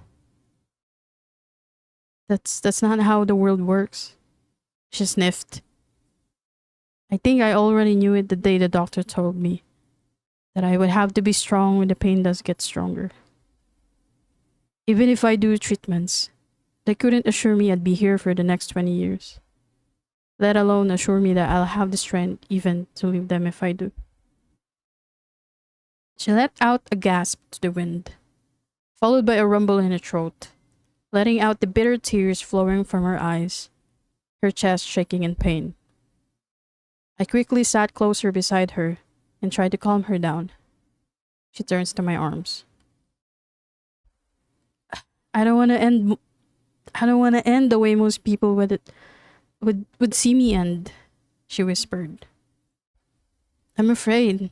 I am, but I'm more afraid that I won't be able to do the things I wanted to do before I lose the time to lose the person I can do them with and lose the chance of meeting my end here somewhere. She reaches for my hand, which I let her on. And the universe, within the next couple of seconds in our existence, created a thing of sound from her voice. A question let out into the air. A question I haven't been asked before. A question I am very well sure of the answer. She was asking me to witness the end of her life. The same life I'm seeing beginning with mine when she first sat on the chair across me in the coffee shop. And I couldn't say no. I wouldn't say no. I nodded, and she closed her eyes tighter and she moved over to touch her forehead next to mine. I held her in my arms. Soon she'll never be this warm, this alive. And soon she'll lose her will to wrap her arms around me or even make a move to touch her forehead the way she does right now. But I still can. I can still do these things for her. I can, because she gave me the strength to. She is giving me the days, the life she was about to lose. And I would do anything, everything, and even trade my life for hers, only if it was possible. The impossibilities came betraying me in disguise of a love. We went home in silence that afternoon. I can't get her out of my mind. I can't even do it in remembering she'll be gone soon. I was sitting on that edge of my bed and I suddenly remembered Robert and how he must feel worrying about me, about my wishes of dying soon. This isn't all too different from what I feel for Evan. And all the scenes of me struggling to understand Robert and his over the top, unnecessary concern for me came back rushing into my mind. I suddenly feel sorry for him that night, with Evan in my mind. And on the next few days, for the first time, I talk about him with Evan listening.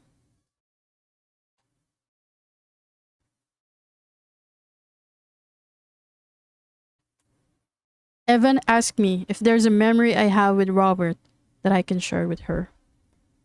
When his face showed in my reverie, I remembered one that made me wince.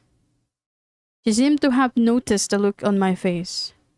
We were at the train station that afternoon, with no tickets at hand, no place to go to, just watching the trains go in and out throughout the day. I tried to kill my brother once. I whispered out of the blue. Then I didn't say a word after. Okay, she replied. Intentionally, I finally added. She stayed silent, probably thinking of the reason or the story behind this memory. But she didn't ask. I never felt any pang of judgment with the way she watched as the departing train disappears, or in the way she pressed her lips together as the thought dived in. Most of my psychiatrists, whom I talked to about this memory in the past, always seemed to have this outraged look on their faces, following by an intake of breath when they realized I wasn't playing around. While Evan just shrugged her shoulders, insisting me to go on. Okay, she whispered again. I didn't know what was in my mind at that time. I was completely out of my senses, out of my headspace. He was trying to get me to talk to another therapist. I've been alone for days before that happened. I got no one to talk to. I'm on the verge of losing my job, and I didn't know if the medications were doing me good or right. I don't know. All I could remember was that we were in the kitchen. We're going over an argument, and I was holding him in one arm. I had a knife on the other, and the next thing I know, it was on his neck. I initially felt my throat drying after I said this. The memory was as still as clear in my head like it was only yesterday. It was so vivid I could close my eyes and watch it play before me. I feel so sorry for myself. I feel bad. But this nauseous feeling decreases as I feel her hand reach for mine, holding it tight enough, encouraging me to go on. And so I did. I held the knife up his neck, and when I saw some blood starting, well, I stepped back. I was terrified, you see. I didn't want to kill him. I can't even bear to. I don't want to take his life from him long enough to take my own. I didn't know what happened next. I know that I slashed the knife in my wrist instead of his, and I passed out. I was in the hospital the next day when I woke up. When I finished, I felt a sharp claw of guiltiness crawling on my chest, making me breathe deeply. Evan felt it and snuggled close to me, caught my face in her hand, and looked at me as if I didn't just tell her that I almost took someone's life. And what's more endearing was, she looked at me like I just gave hers. This was all in the past now, she whispered. That doesn't define you. You're so good. I know it. I feel it. She moved closer. I can feel that you've changed, and I'm glad that you shared this with me, even though I know you'd think I'd go away. I exhale a breath of mixed fear and relief, thinking that that after this, she'll never want to see me again, to be with me again. I won't walk away, she said in a mere whisper as if reading my mind. No matter how ugly, how dark, how twisted you said you are, or the things you did, I don't care. I want to know them all from you. I gripped her arms, and for a moment I thought I was going to cry. But my eyes didn't. My heart did. Not because I'm ashamed of what I just said, or who I have become now with her, but because out of all the impossibilities this world had thrown at me, out of all the changes I thought I wouldn't have, she's here. I am here with someone like her who would understand, who sees through me, who let me see through her too, without any pretension. A smile started to form at her lips, just as I started to feel the warm moisture of tears falling from the corner of my eyes. Our foreheads touch in silence, as another late train arrives, the lights of it appearing and disappearing at the same time, its hues unparalleled to us, in a mere speed of light, and everything was in imperfect motion.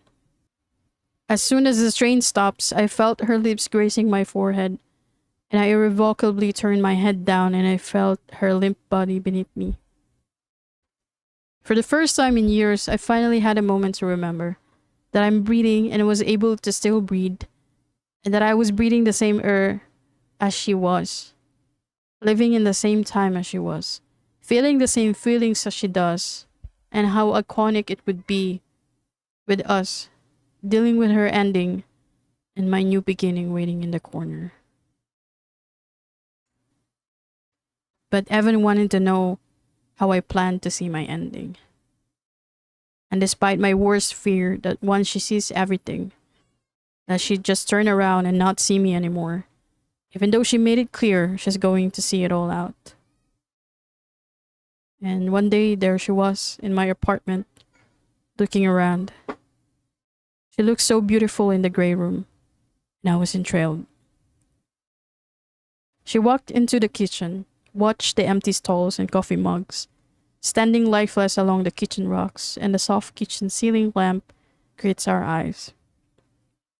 She reaches the sink, and we stared there in silence, looking around, and later we move over to the bathroom where she switched on a light enough to show us inside.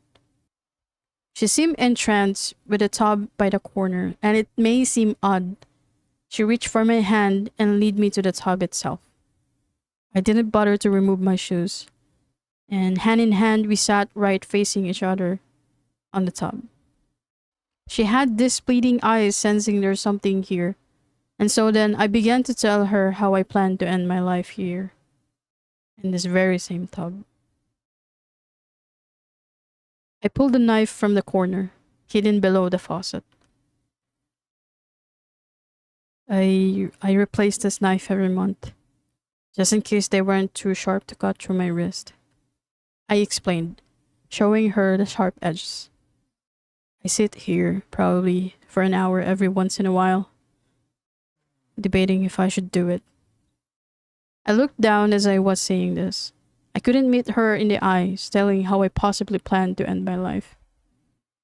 But I promised that I would do it, and so I went on. If the night won't work, and if it won't work, I'll pull the faucet down. I let it fill the tub. And I have this. I again fished a handcuff from the same corner and gave it to her as if it was a toy. I'll handcuff myself as I drown, and there would be no way out for me to get up, and I'll be, well, tightly tied to the tub. I planned on throwing the key away, flush it down the bowl. It would take me only 10 minutes of unbreathed time before I passed out, and my chest would stop working, and so follow my heart. I pointed outside the bathroom. The phone is set to contact either Dr. Tim or my brother, which is a simple thank you for everything, like a goodbye. And by the time they'll get here, probably in an hour or so, I'll be gone. There'd be no way they could save me. She looks past beyond me, lost in thought. Why haven't you done it before? She asked. I clear my throat that was beginning to tighten, and I blink, taking in what she just asked.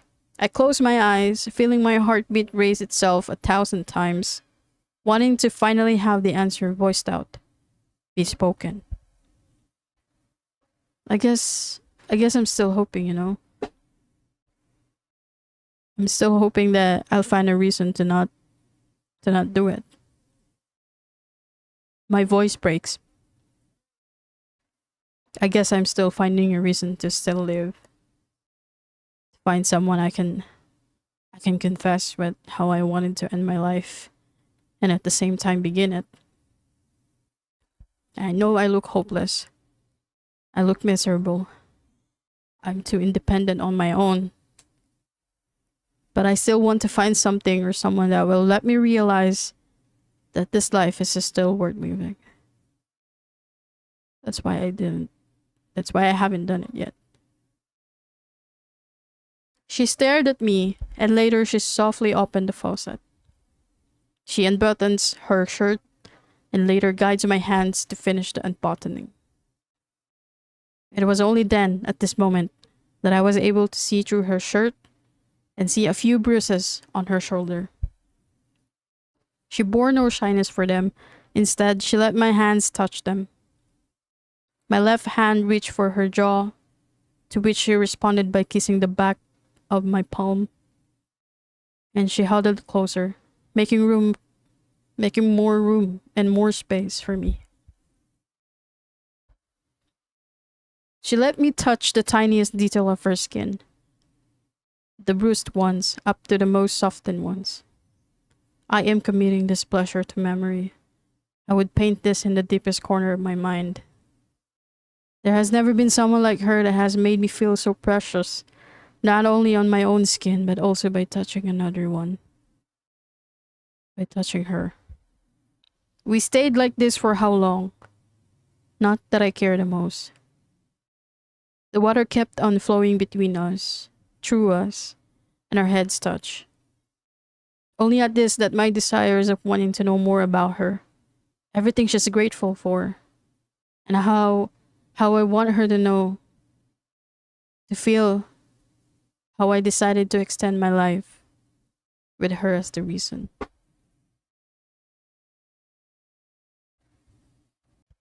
Chapter 8. An Escape to the Stars. The next week, she asked me to get away. When I asked her why we would, she gave me this look, and I can't help but smile. She has never been this cheerful for the past few days. Her eyes were livelier than they usually are. At the top of my mind, I could see the consequences. I could imagine the aftermath of her wishes, and a part of me objects. Yet, seeing her smile washed my reasons away. The answer alone is right there in her face. It's a trip I shouldn't, and a trip I wouldn't miss. She hugged me tight upon me saying yes, and I felt her fragile, warm body against me. Even when I close my eyes, even when we are where we are now, I could see many places where we could be, all with her and only her. It wasn't a choice. It was a call that saved my life. And just the ones she asked me before, this one I wouldn't neglect. We were at a few blocks away from the coffee shop when she asked me to come pick her up by dawn, exactly at 3 in the morning. She then planted a light kiss on my cheeks and teased me to go away, but she still took hold of my hand, only letting it go when I insisted that I could use some sleep before picking her up. She silently laughed at me, then finally let me go, walking. Even when I turned my back and strolled my way home, I could picture her in my head smiling, excited at the thought of us going away from here. The first thing I did when I reached home was pack a few things, things that would accompany me in this unplanned sweet elopement. I waited for her at the bus stop, and it didn't take too long before she appeared among the increasing crowd. She threw herself into me, and I caught her into my arms and leads her to one of the many buses lined up now in the station ready to depart. She insisted on having the seat close to the window. Once we settled, I took her bag and placed it on the upper compartment of her seat. The bus starts filling in with the morning passengers, some young children and their parents, and some are groups of labor workers that seem are all off to their work for the day. I let Evan sleep into my shoulders for the rest of the ride, and even I despised waking her up, I did. When we passed through across certain views worth not missing. Sometimes we passed on cows minding their businesses, chowing grasses, long trails of farms and endless treks of hills, away from the city traffics. I feel her excitement within my arms, her eyes widening with pleasure, and this has been our moment in the bus, sleeping only to wake up a few moments here and then, cherishing as the morning turns to afternoon, to twilight.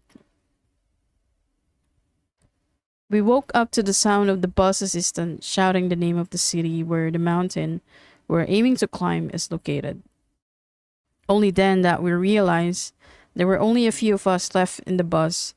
Most of the passengers had dropped off earlier on the road. We were accompanied by a mountaineer who led us to where we needed to be, just as Evan has planned prior to departing the city. Her enthusiasm to the chore is contagious. I have my fair share of keeping up with the small talks and laughs here and then until we finally reach where we're supposed to stay. The mountain guide, who introduced himself as Gabriel, bid us a temporary farewell and told us to let him know through messages if we need anything else.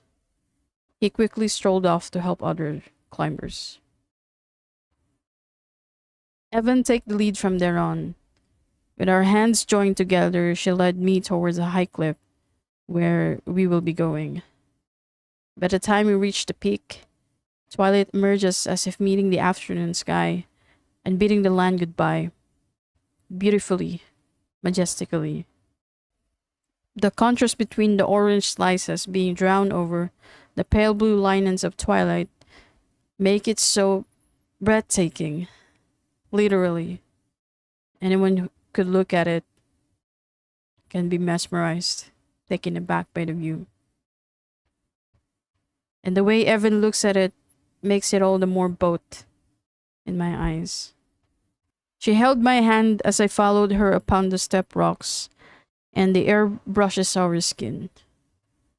It's as if we were being embraced on a softest kind, smoothing the rough remains of sunny afternoon away, softening our sun-kissed skin. The stars starts to peek through the depths of the royal blue sky, and the sunset finally drips away. Evan stops on her tracks, watching, amazed, and her whole reaction to it softened my throbbing heart.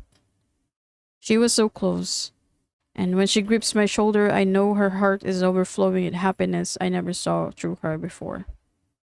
I steadied myself and pulled her close, while she still lost, looking as the sky bids farewell to the sun and the clouds fades into thin lines. I felt her heartbeat hum along with her warmth. I looked at her and cleared my throat, marveling, watching how beautiful she was. I knew I wouldn't forget for the rest of my life.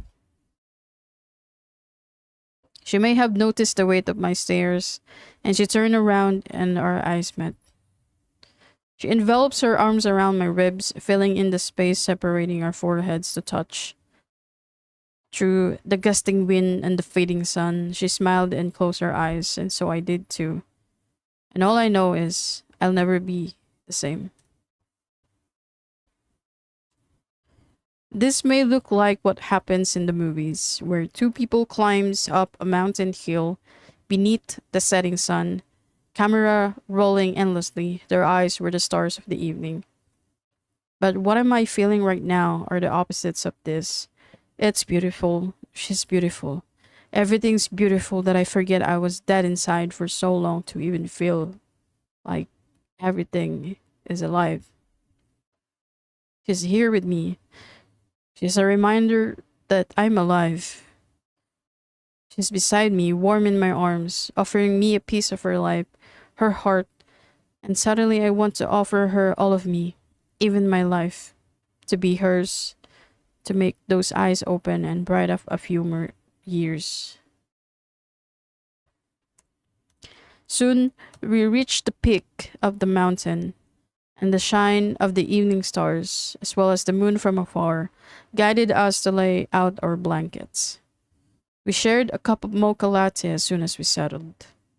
I spilled a little on my lap, and she laughed and quickly reached out to wipe the remaining drops on my chin. I told her we should be lighting up a little bonfire around since I can see other mountain hikers doing the same, glimmering the mountain slopes in beautiful flaming scenery. She insisted that the skylights alone are enough, and I didn't argue further, seeing how she got lost over looking at them. She asked me if I had listened to any song earlier this week, and asked me then if they talk about being in the dark, the romantic kind and all. She was sitting a little far from where I am, unpacking the bags, probably pulling out the blanket we brought, her usual self talking. It's funny how people always describe dancing in the stars or in the dark, she says, her head glancing up at the sky. Have you ever thought about it sometimes how they capture such things that are so magical and that they always put them in a couple of dozens of songs? I didn't answer. I long ago stopped listening to those songs she's referring, but I know what she meant. She keeps on talking about it, unaware of how she shines in this dim darkness within the light of the fire mixed with the starry twinkle of the stars she was admiring.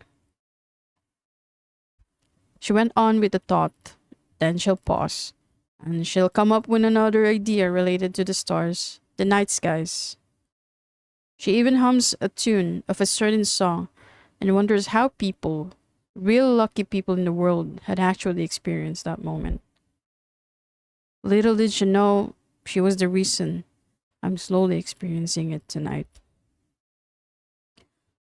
I stood up and extended my right hand on her, wishing she'd recognize the gesture. There was a glimpse of uncertainty in her eyes when I moved closer, and when I moved the hand in a coaxing way, she broke out in a small laugh. I thought all this time you weren't romantic. You didn't ask me if I had become one, I replied, still extending my hand. Have you? Instead of answering, I again offered my hand, gave her a look. A little sweet smile crept across her lips, and she stood face to face with me, containing the smile. I think you are. She took my hand, our bodies touched through the sweaters, her other hand enclosed to my other free hand. She leaned back a little, and our eyes met through the dark, moving in an endless motion in the farthest part of the little universe we are sharing. I clumsily step on her right foot, in which she just giggles in my arms. Should I tell you now how bad of a dancer you are? Should I tell you now that you're also kind of one? She laughs hard this time, throwing her head back to meet my full stares, her hips moving softly along with mine.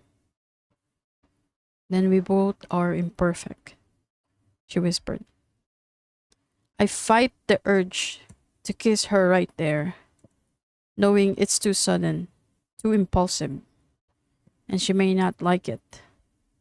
But the way she looked at me tells me she felt that too, Yet, instead of being off about it, she touched her forehead with mine like she used to, and I kissed it as she closed her eyes.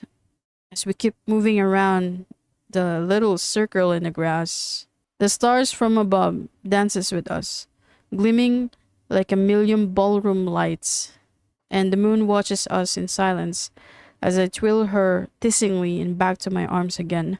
And this time we were locked into the silence. Her heartbeat and mine, the only sound we could ever hear through our ears, our shirts. Later, we were on our backs, lying beside each other on the grass, feeling it, and the earth's soil embraced our bodies. She was watching the sky, looking so lost over their beauty, and it showed in her eyes. And I got lost and at the same time found just by staring at her. She edged her head to find its nest on my shoulder, and in between the grass, she sought for my hand. I can feel her breathing start to soften, and it falls to a sweet rhythm alongside mine. So this is how it feels to watch like the ones who could see the stars like we were the only ones who could. It might sound ridiculous to me at first, but her presence takes the ridiculousness away. There she was, and there was I, staring at the void of everything, the universe bursting in front of us beautifully. I look over my shoulder and watch her whisper a silent wish upon a star. Maybe it is a miracle, a life in you. But little did you know her soul shines the most than any wishing stars up there that glows. And with this, I'm sure.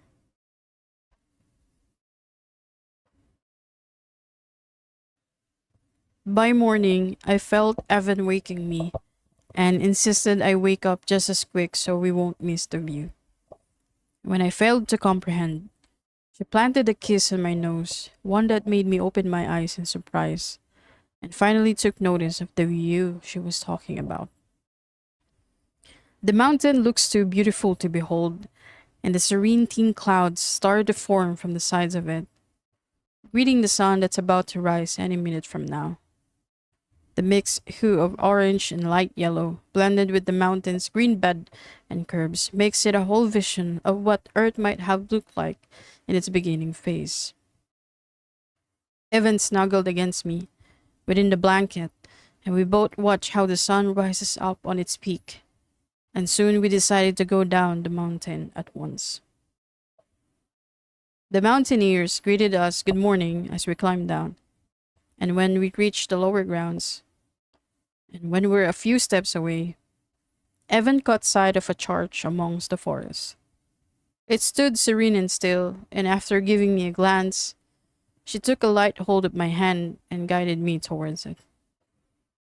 The church is open, but there weren't many people around. The candles hadn't been lit, but the morning sunlight is enough to see the church clearly. Evan dropped her bag on the first long chair she spotted, went straight ahead to where the cross lays, and whispered a silent prayer and touched his feet, then turned to look at me with this serene smile. Just stay where you are. Just right there, she said. I look at her in confusion, wondering where she's going with this. I look over behind me to see if there was anyone, but there was none. When I looked back, she was already standing in the aisle, smiling at me. Would you like to get married? She asked with a laugh. I inhaled in consternation, smiling, realizing now what was in her mind. What? Jamie wed Landon in that book, she added a few seconds later. I know, but would you like to get married? She asked again.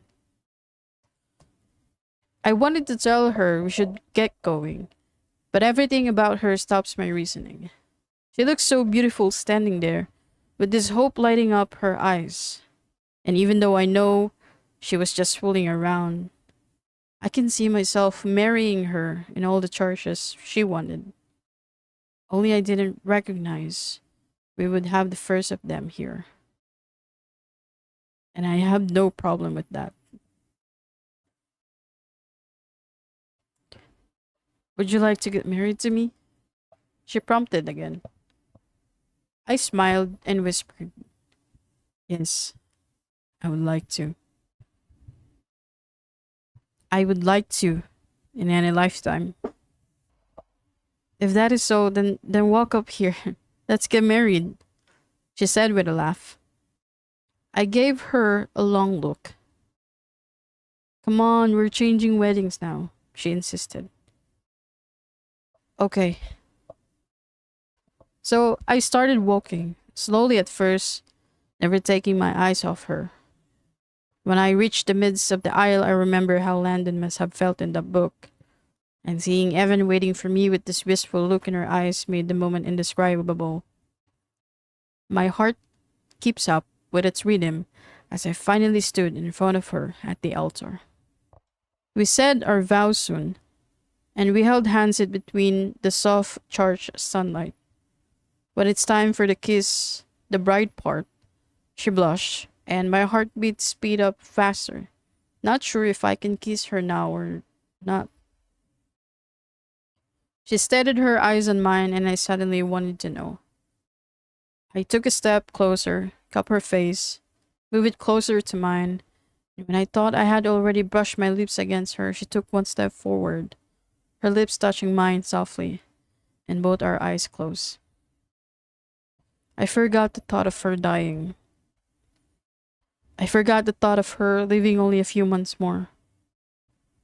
I forgot who I have been in this last few months, or the last few years before that. I forgot that I am a firm believer of the worst of me. I forgot that the world doesn't work the way we want it to. I forgot the taste of the mocha latte we always share in a coffee shop. All I know is when our lips touched, I felt sure that there was tomorrow, with just me and her, in a life she still have, in a life I would be proud to have.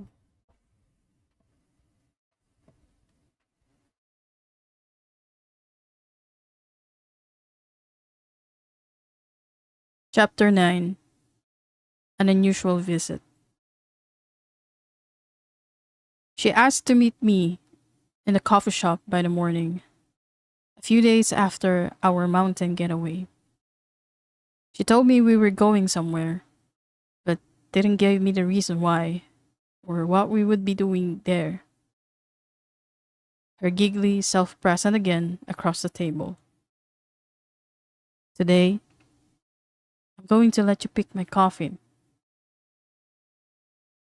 I hold my cup mid-air, almost spitting out the drink, as she tells me the nearest coffin shop's just a few blocks away from the heart of the city. She's cheerful talking about it, the details, the kind of wood or design she will like, and more so, wondered how is she going to look like. I feel bad hearing her talk like this. Only then I realize this must be her way of cheering herself up within her shortened days lately. I can't help but think this is what life does to most people who knew they're not here for long. They try to overdo things that they can still do, get a hold of the right to choose what they can choose, and be who and what can they be in the remaining time. My thoughts on this were interrupted when she gave me one of those assuring smiles she has, reaching for my hand across the table. Come on, it'll be fun, she whispered.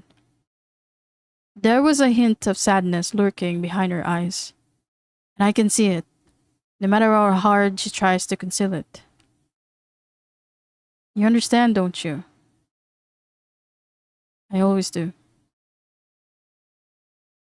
It was well past 11 when we departed the shop, and along the way, she held up her phone and placed a song, cheerfully singing along it. Her voice was sweet and low, and we received some funny stares along the way with her singing. At the same time, she was encouraging me to sing along. And Evan careless about what others think. We were on our own space so much that everyone else becomes a mere decoration, a supporting presence, a reminder that we're still here, but we're also detached from everything. The city starts getting filled with passersby when we reach the street where the shop is at. She told me she used to pass over here a couple of times in the past, telling me she planned doing it, only she didn't have the courage to do so.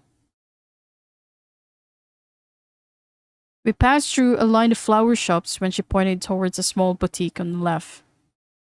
A middle aged man greeted us when we walked in, quickly asked what we need. We'll look around for a few minutes, if that's all right. Evan replied, and with a nod, the man led us through the row of newly painted coffins. It was a large room divided into two sections. The coffins on the left seemed new, but they were not painted yet, and the ones on the right were all shiny. They were all seemed ready for pickup. I looked over past the room, and thinking there's a corpse lying lifeless behind these curtains drilled my stomach into knots. Evan gushed over a certain coffin, and hearing this, I quickly dismissed the thought. I think this would look nice with me on it, she said, pulling me towards a mahogany painted one, tailored with its gold finishing touches. It looks way too large for her, my heart aching through my chest just thinking about it. How, how about a little smaller? I suggested. You're right, she said. Let's look around for some more. I followed her as she moves along the rest of the room, and she gasped in awe as she caught sight of a lilac-colored coffin piled next to a black one. This is it, she whispered. This is the one. She bent over to see more, and she asked me if I could call the shop assistant earlier. Of course I didn't listen. I was watching her in awe. She pushed one of the empty iron bed next to the coffin and lying on it, as if it's just normal to do that, as if she had been doing it too comfortably for the rest of her days. She was trying to see if she fits right with the height of the coffin, and I was about to stop her when the shop assistant appeared and asked her to get off at once. Bewildered. She quickly jumped out of the iron bed, flushing the man a smile. How much does this one cost? She asked. 15,000, but we might be adding more because this is for display basis only. We would need to know the measurements of the person. The man professionally replied. Well, what if it's me? Evan then asked. The man shot me an odd look, probably thinking this was some prank, but he played it pretty cool, telling her the price will stay at 15,000 if it would be her. Do you accept advance payments? Evan asked again. The man's eyes flares up at me in confusion. Yes, we do, he answered on a breath. Great, Evan exclaimed before turning to me. What do you think? It looks nice on me, isn't it? Yeah, I think it's better than the mahogany or the brown one earlier. That's what I thought too. The man watches all of this in complete silence, and when Evan asks if they accept payments through the card, he finally voiced out his thoughts. I'm sorry, I'm not sure what you're up to, but I need to know who's the coffin going to be for. It's for me, Evan proudly said, touching the coffin. I would be gone away soon. It's sort of a medical thing, you know. I just thought it would be nice if I could pick out my coffin for myself. The man turned to me again to see if he's been hearing it right. With the same weird feeling rolling in my stomach, I gradually nodded. It's one of life's pleasures, picking out your coffin before anyone else does. Evan continued saying. The man fell into silence, and it was like this for a few minutes until Evan brings the room to motion again when she asked him to start measuring her and ask him anything she needs to know when she's already being prepared to be situated there forever. I watched how pity quickly clouded the man's eyes, and I felt a strong thorn in my chest, wishing it shouldn't have been this way. I look outside the window as they talk, looking at how the world moves outside the shop, oblivious that someone's looking forward to her end, and bitterly knowing they'd all go on with their own lives even if she does. Except for me. I don't think I could go one with mine when Evan's no longer here. The sound of Evan's voice brings me back to the room, and this time, the shop assistant helped her back to lying to the iron bed once again. She relaxes as the minutes goes by. The assistant starts measuring her chest, her elbow, her thigh, her feet, dutifully listing each one of it in a small notebook. The man tried to focus on the task, yet I can't deny how he must be feeling with the weight of bitterness hovering over his chest at the moment. In case you're going to be a bit bloated when the man struggled with his words. When you're already cleaned up, I suggest we'd add a few meters on both sides, on your arms and hips. And you need to be in a loose dress, a custom one, should you want a comfortable fit. The man looked at me and I simply avoided his stares. For a moment, the assistant and I were on the same feeling, on dealing with someone. Someone so willing to come to terms with her ending, with no hesitation at all, full of life and not one sad pitch from her voice. This is probably the first time that the man had encountered such an odd order, and rightfully so, one I'm sure he'd never forget. Right, a dress, Evan said, rising up from the iron bed, sitting, turning to me. I haven't picked the dress yet. She turned to the man, chuckling. Anyway, how would I feel if I'm not comfortable in that box when I won't feel anymore because I'm literally dead, she jest. The man slightly smiled at the joke, and I can't bear it anymore. I took a step forward, but Evan saw it and stopped me, keeping her right hand on my shoulder. Do you offer dresses in the package, sir? She inquired. Yes, we do. Perfect. She jumps down from the bed, and this time she loops her right arm to mine. Let's see if they have something that fits me. She gave me a smile. Shall we? Without waiting for my reply, the shop assistant awkwardly shows us in. This way. Soon, she was introduced by two more middle-aged women who share the same odd look as with the man earlier, upon knowing the reason why we're here. One can even help but keep herself from getting teary-eyed upon watching Evan laugh when one of the dresses was too tight for her to breathe. The old lady excused herself for a minute, and when she came back, I swear her eyes were slightly red. Her face flushed.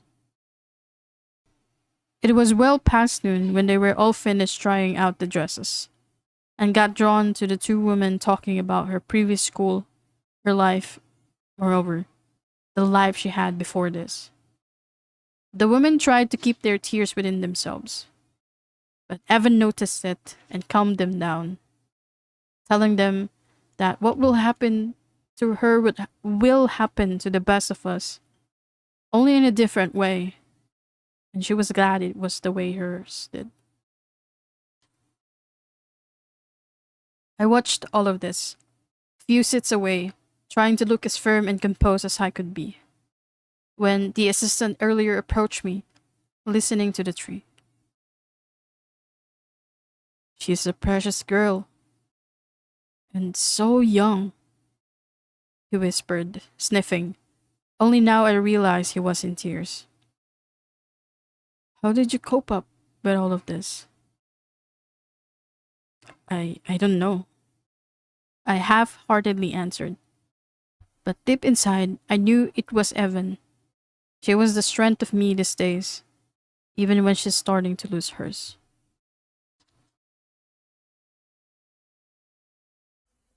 Chapter 10. The Conversation. I was at the edge of my head when we went back in the coffee shop later that day. She seemed to notice my silence, and when I refused to order something and let her enjoy her milkshake, she paused and lowers her voice. She was telling me a story about what she once did in the summer of 2005, a trip with her father and sister. It was a memory she told me she wouldn't trade for anything in the world. But I wasn't actually listening. I was there, sure. But the scene earlier in the funeral shop was still playing in front of me, like some sort of a ghost I can't unsee. Evan begins to sense my detachment. I tried to dismiss it with a faint smile, but when I look into those soft brown eyes and imagining what she would look like once they bear no life takes the attempt away. Is everything alright? She asks softly a little later. Am I okay? I said this a little out of breath, without the intention of making it sound sarcastic, but I think the message managed to get across the table. She watches me in silence, figuring out what has been running inside my mind. I think we should go, she finally said later. I didn't debate over it, and we exited the coffee shop. Side by side, we walked again the same path back to the park, and I stayed silent. She asked me again if I'm really well, and I can't hold it any longer. I turn around, and bitter thoughts spinning atop my head. No, Evan. I'm not okay, alright? I shouted. I didn't intend this to come out like that. It just did. For the first time in days, Evan was terrified at the sight of me losing my grip. And I know I can't stop anymore. You don't expect someone just brought along in a funeral shop and be okay, alright? It's not a walk in the park, Evan. We were there to... I know exactly why we are there, Evan. I hissed. You've explained it very well, I know. But I don't understand why you would push us to be there. Are you seriously trying to hurt me? She went still, watching me catch my breath, letting me go on. You can't expect me to act normal after I've been there with you. After you showed to me and everyone in that room how willingly you're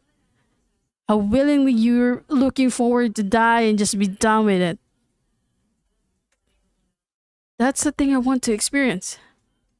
I want to share it with you, she said, her voice now trembling. People, when they're dying, don't get to decide which box they want to be in after they pass over. Because they're dead and can't see where their bodies will be forever. I picked that dress, that coffin, because I want you to see me picking it while I can. While I'm here with you. I want to know if you find me beautiful, ugly, anything. I want to know your thoughts all about it. And that'd be enough for me. I felt my chest contracts, as if being stung by some invincible knife keeping it from beating.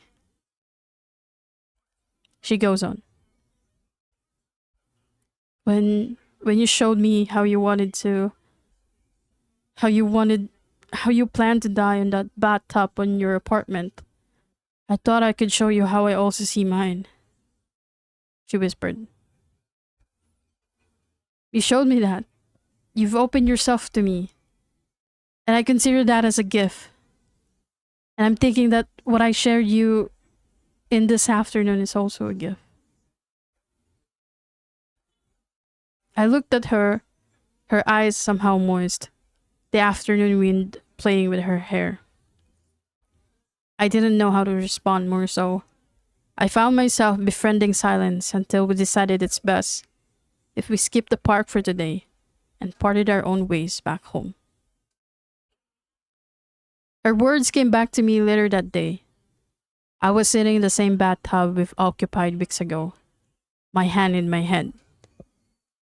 Only during this time of loneliness that I fully realized what she meant, and what she meant by considering today a gift for me. She was showing me how she's seeing her end, the way I see mine, and she wants me to be there with her. This was what she was telling me earlier, but I was consumed with the pain inside me. She made it clear that she wants me to be there for her whenever it comes around in full circle. Just that I didn't listen enough and let my emotions get the best of me. I found myself sitting on the edge of my bed later that night, calling her. She picked it up on my fifth attempt. I'm sorry, I whispered. I put a hand over my eyes. I really am. I shouldn't have yelled at you like that earlier. It took her a few minutes to respond. It's been my new dream, and you made it possible for me. What is? Picking my coffin. I exhale a breath, but not wanting to ruin the moment. It's silly, I know. But you just made me happy just being there with me. Evan, when I die, I want people to look at my coffin and think, oh, she must have lived a great life to pick her own coffin. And they're not wrong either. I did live a great life. And you were mainly the reason why I did. Tears starts falling over my eyes as her voice breaks. I know it hurts you, and I'm sorry too. But today was everything I wanted to do for a long time, since I knew I won't be here for long. She inhaled a deep breath, her voice shallow and low. And you gave me that. I held on the edge of my bed, turning my lips away from the phone, fighting my tears, but they've already came too soon to even stop it. We stayed lingering over the phone for the rest of the night. My heart's heavy and weary. I couldn't get enough of Evan. I don't think I ever will get enough. But every second's a miracle, every chance a gift. I wouldn't question it, but the questions of their own will come out of their own way, one way or another. It's just that I didn't know if I'd have the answers to leave them by. One of the questions already came in one morning, when Evan and I were back again in the coffee shop. The same question I've been avoiding to answer. An answer I've been wanting to delay relieving. What would you do when I'm already gone? We were at the same table, and this time we were mulling over a pair of milk tea, spending the morning hours. Passed by gloriously. I didn't know what to answer, because losing someone in an instant is different from losing someone in a prepared way. And either way, I don't know if I'm even prepared at all. Evan had mastered the art of dealing with her that soon. But I haven't. I can't see my days without you anymore, I finally said. She lets out a breath, as if mirroring what she was feeling inside. Don't say that, she said. It's true. She looked away, uneasy. Soon, I'm going to be just an empty chair on this table. A memory in your head. Her brown eyes glimmer with sadness. You can live in an empty chair, or just a memory. I don't think I can. She pauses, thinks about it. How would you remember me? I can't answer her right away. Memories are made to either be kept or forgotten, but I don't want to just keep hers or forget hers either. I want to live the memory of her. I want to remember her in two ways. The way she wants to be remembered, and the way she deserves to be remembered. Do we really have to talk about this? I ask her in silent desperation. It's okay. It's not okay for me, I said through gritted teeth. It's fine. It's not okay for me to talk about how I would be doing once you're gone. I just want to know how you want to remember me when I'm not already here, talking to you. I'm not okay with this, I whispered. You're asking me to talk here like you're already gone. You know I will be soon. I felt the pain of the words seep into my mind, making me awkwardly reach for the untouched milk tea. This whole conversation renders my death inside and making me feel sick. I don't want to talk about it. I don't want to imagine my days without her. But she insisted that it will be happening soon. And she wants to hear it from me.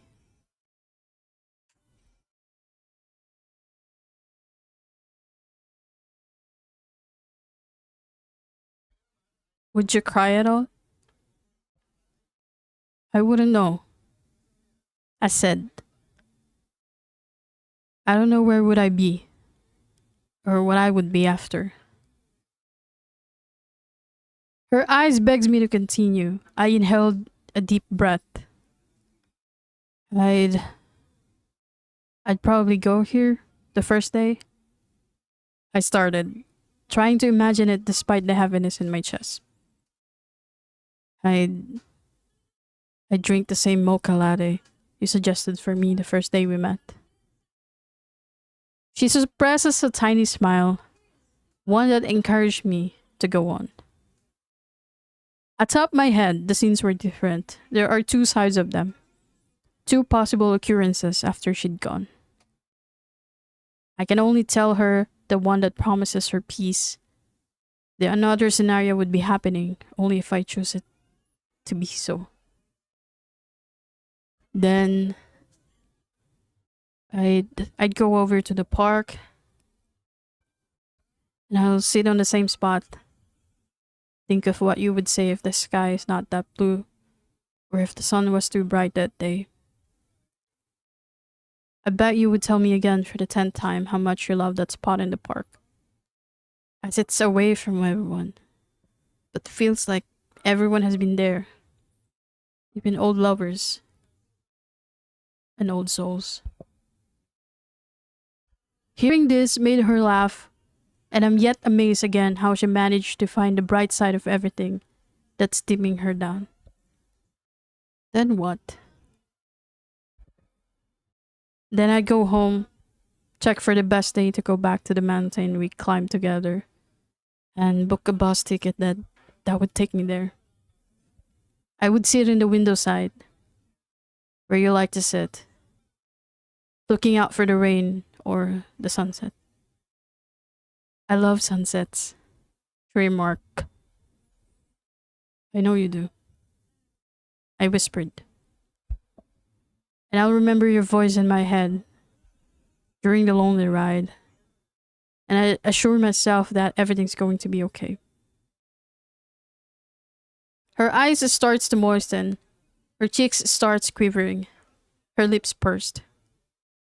She reaches for my hand on the table, giving me a weak smile, wanting me to go on.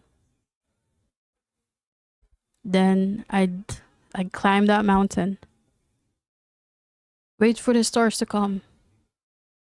Watch them all night while I lie in the grass, knowing. I swallow a lump in my throat, frightening the weakening feeling in my chest. Knowing you're already one of them by then. Outside the coffee shop, the rain starts to fall softly in a haunting motion, mirroring what I'm feeling. What we're feeling. Then I'd go home, do the same routine, probably find a job, an actual job in an office, meet some people, I don't know. Live my life the way it was meant to be lived. Won't you end it, as you have told me a couple of times? I'm amazed how she knows what goes through my mind so well. I really can't hide such things from her. I'll let you know, I said again. You you would respect that, don't you? I always do, she said. Would you would you fall in love? She asked. I paused for a long moment, and I knew the answer is beyond me. That was something I never imagined in my head. The thought of me looking at a different pair of eyes rather than hers isn't a life for me. And it amazes me that even when I think I look at others, I would still see her in my reverie, smiling. I'll never be this attached to someone, Evan, I said. Not even in a relationship? She teases. The answer to this can't be encapsulated in a yes or no. It's ironic that we only have one or two word answers with so many questions and possibilities that we have.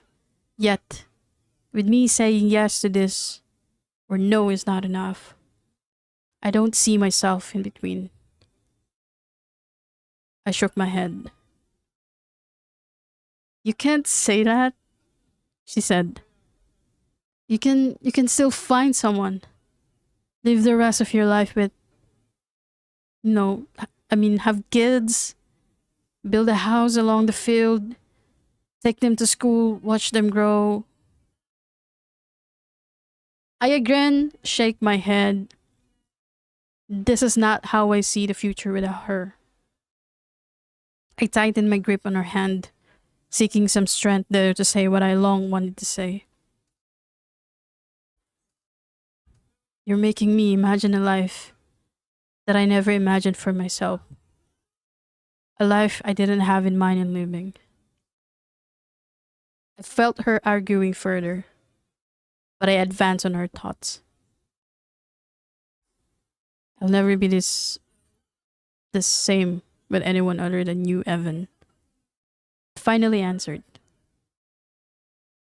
I'll never be grateful to be alive than anyone with you. Her cheeks flushed as soon as I said these words. Her eyes finally fell free of the tears she was holding back. In a heartbeat, she reached out to me, cupped my face on both of her hands, and touched her forehead with mine. I'm afraid. I am. I really am. But nothing scares me more than knowing I'd never say these things to her when she's gone.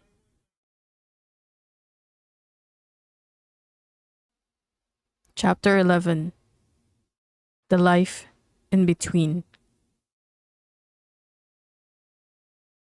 The next week, Evan was waiting for me at the coffee shop, and I came late, slightly exhausted.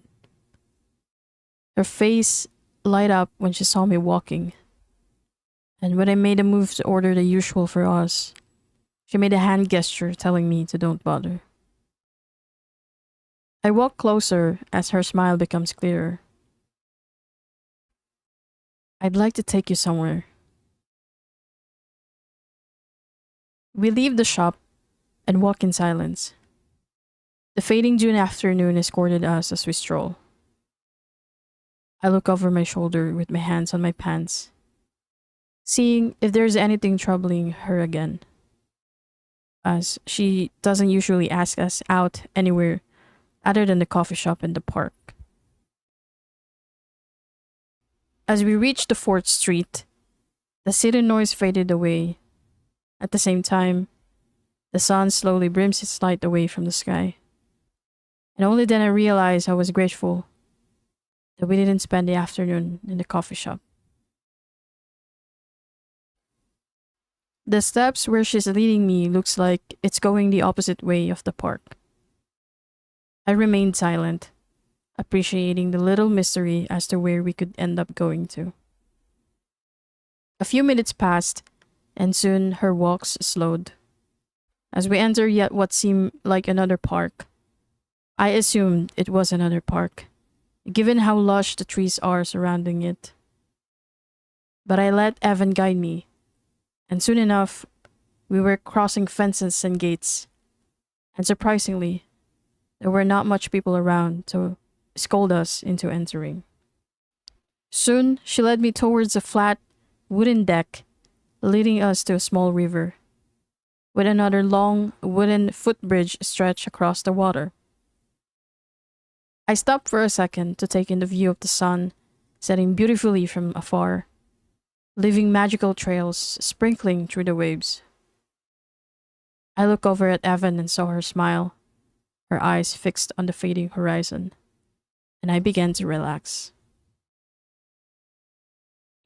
We found a white painted wood chair facing the river.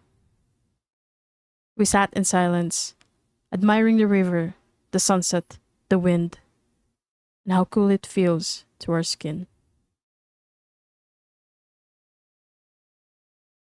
It's beautiful, she whispered.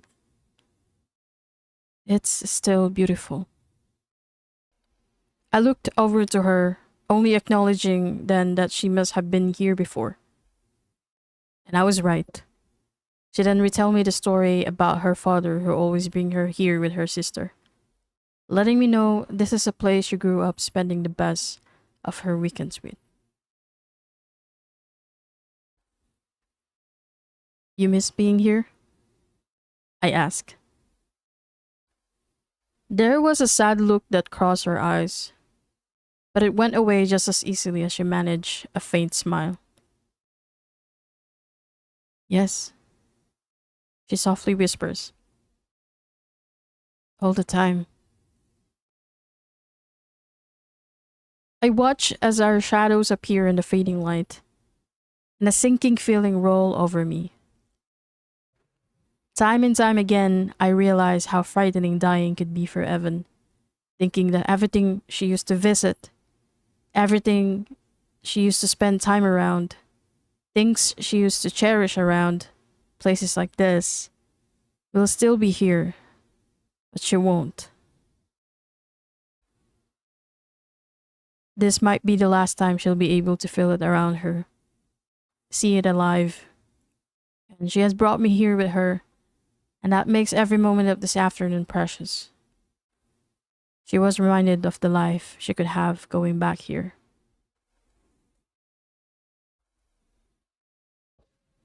We stayed in that moment until twilight, and only then, Evan pulled out something from her backpack. What is it? I asked. I bought you something. I watched her fish out a faded brown notebook, and she wistfully opened it and quickly ran through the pages, bristling it from the first pages to the last. She handed it to me. I want you to have it. I took it and opened the first page. It says, Evan's diary, and a sudden tightness hovered over my chest. I gently give it back to her. I can't. It's yours now, she said cheerfully. There are remaining blank pages.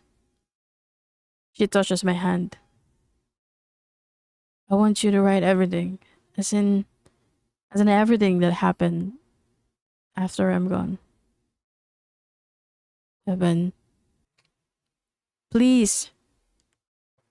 Her voice sounded soft, yet pleading. You'll need it, I'm sure. Isn't losing you not enough? I whispered, and her head ducked, hearing this. I can't accept this.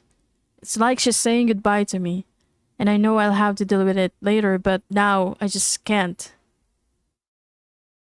She's still here. We're still here.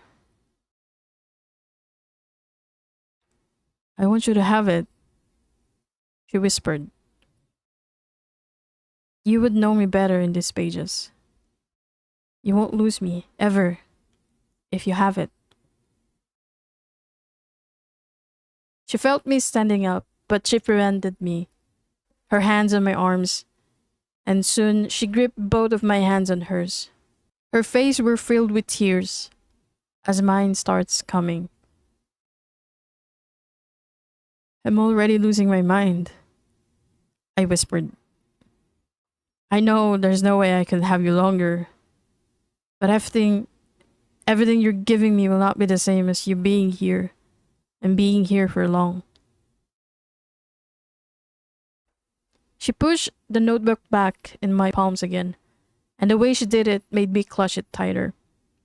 There was a feeling of determination in her touches, how her brown eyes held mine.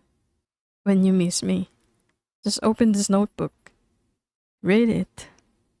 Read me. She sniffs. And remember me, just like this moment. And I'll be with you. For always. She pulled me into an embrace as the sun sets over the horizon. She pulled me into an embrace as the sun sets over the horizon. The fear I had since the day I knew, and the fear I have hearing her like this had come out in forms of tears.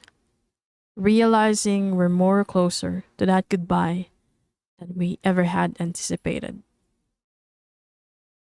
As soon as I met her sister in the lobby, she pointed me in a room upstairs. I walked my way through the familiar hallway, passing through some open wards. Their light guides me to where Evan would be. A nurse passed by me, busy scanning the paper she has in hand, and I sprinted as to not get her attention as I passed through the last 2 meters, separating me from the hall. Once I'm sure of the room, I open it quietly. The sight of Evan lying on the bed, weak, got me releasing the breath I never noticed I was holding. She heard the door creaking, and her surprised face looks up to me, seeing me there in my faded jeans and shirt, panting. She raised her upper body to sit straight, but I quickly stopped her. I held on to her hands, supporting her as she again lay down on the bedsheet. Evan,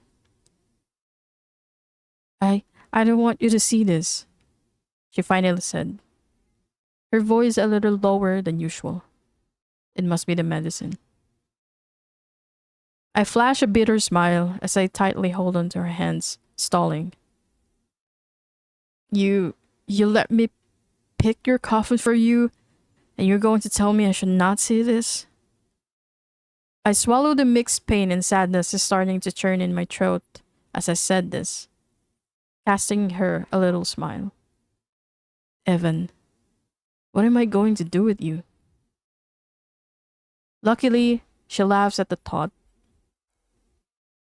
Now you know how weird I truly am. Beautifully weird, I mused.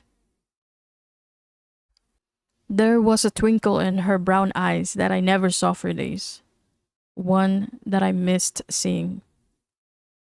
This alone tells me she's happy to see me, even though she said that she didn't want me to witness any of this. As if she would spare me this privilege, the whole idea of seeing her in this situation, sparing me the pain of it all. I wouldn't, and I won't let her alone in this.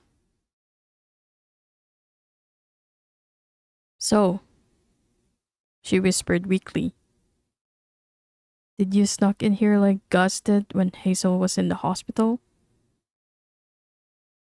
My mind quickly remembers the story she is referring to, and I smiled at her bravery to still be teasing at this time, when there's nothing to smile about. No, I didn't actually sneak in. Your sister let me through. I'm glad she did. I'm worried about her. She's becoming more restless these days because of me being here and all. I plucked a little strand of her hair out of her ear and marveled at her features. She still bore the same face I met that day in the coffee shop, only weaker, only vulnerable, but nonetheless still beautiful. She just wants to keep you comfortable, I think. I know, she replied. Everyone does. I ran my free fingers across her cheeks. We all do. She shrugged it off and asked me about what I think about her sister. The same sister who was a little surprised earlier, knowing I came here for Evan. Was surprised to know what she is really going through. She's never used to me having stable friends. Evan said. After I left school a year ago, I lost all my friends away to college and their dreams and professions. Would you like that yourself? I asked. The city, the college, and all.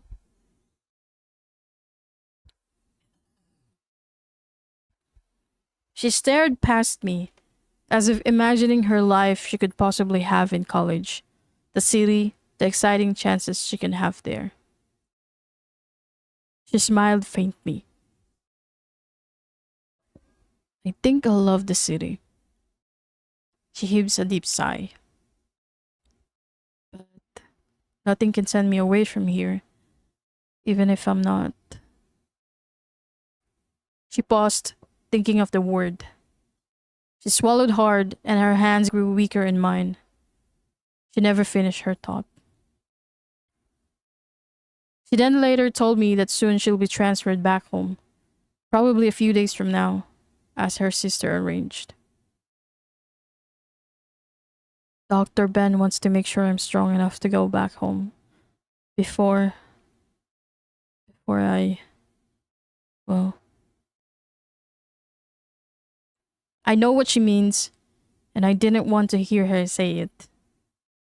I tried to cheer her up, asking if I can stay here for longer, for the day, or for the next few days. Don't you have to be working? She said with a little hint of teasing.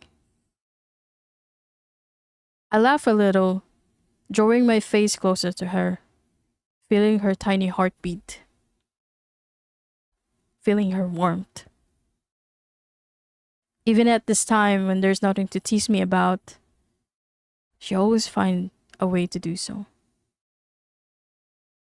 I'm going to be here, and I'll stay here with you as long as you want me to.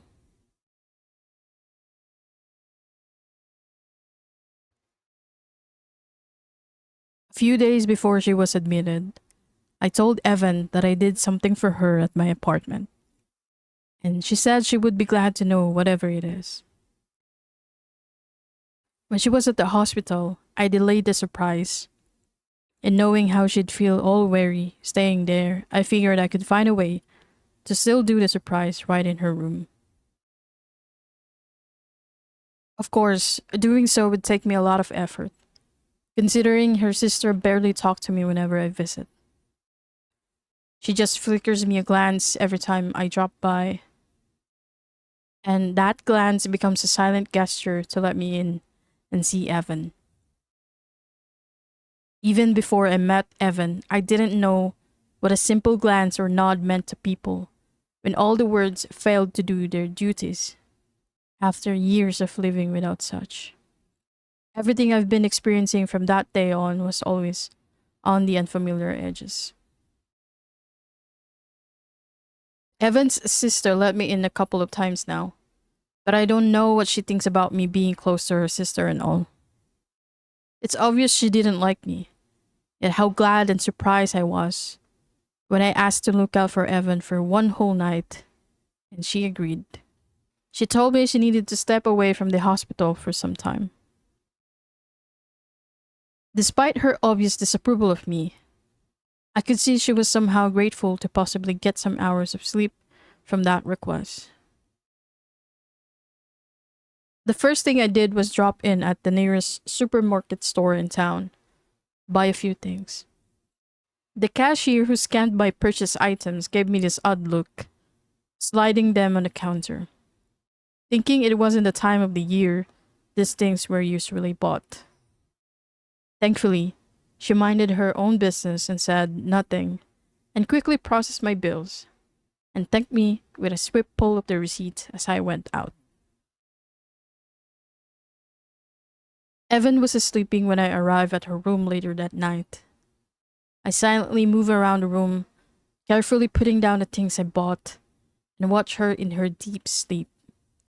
One look at the oxygen and the supporting machines, with their bright yellow lights twinkling, let me know she isn't suffering from any breathing difficulty, and I consider that a miracle. Aside from that, she's still here, fighting to be with us, to be with me. I move around in silence across the room, making quiet efforts to not wake her up. But she later did, and by then I am glad I'm finished with the surprise. What? Well, where's...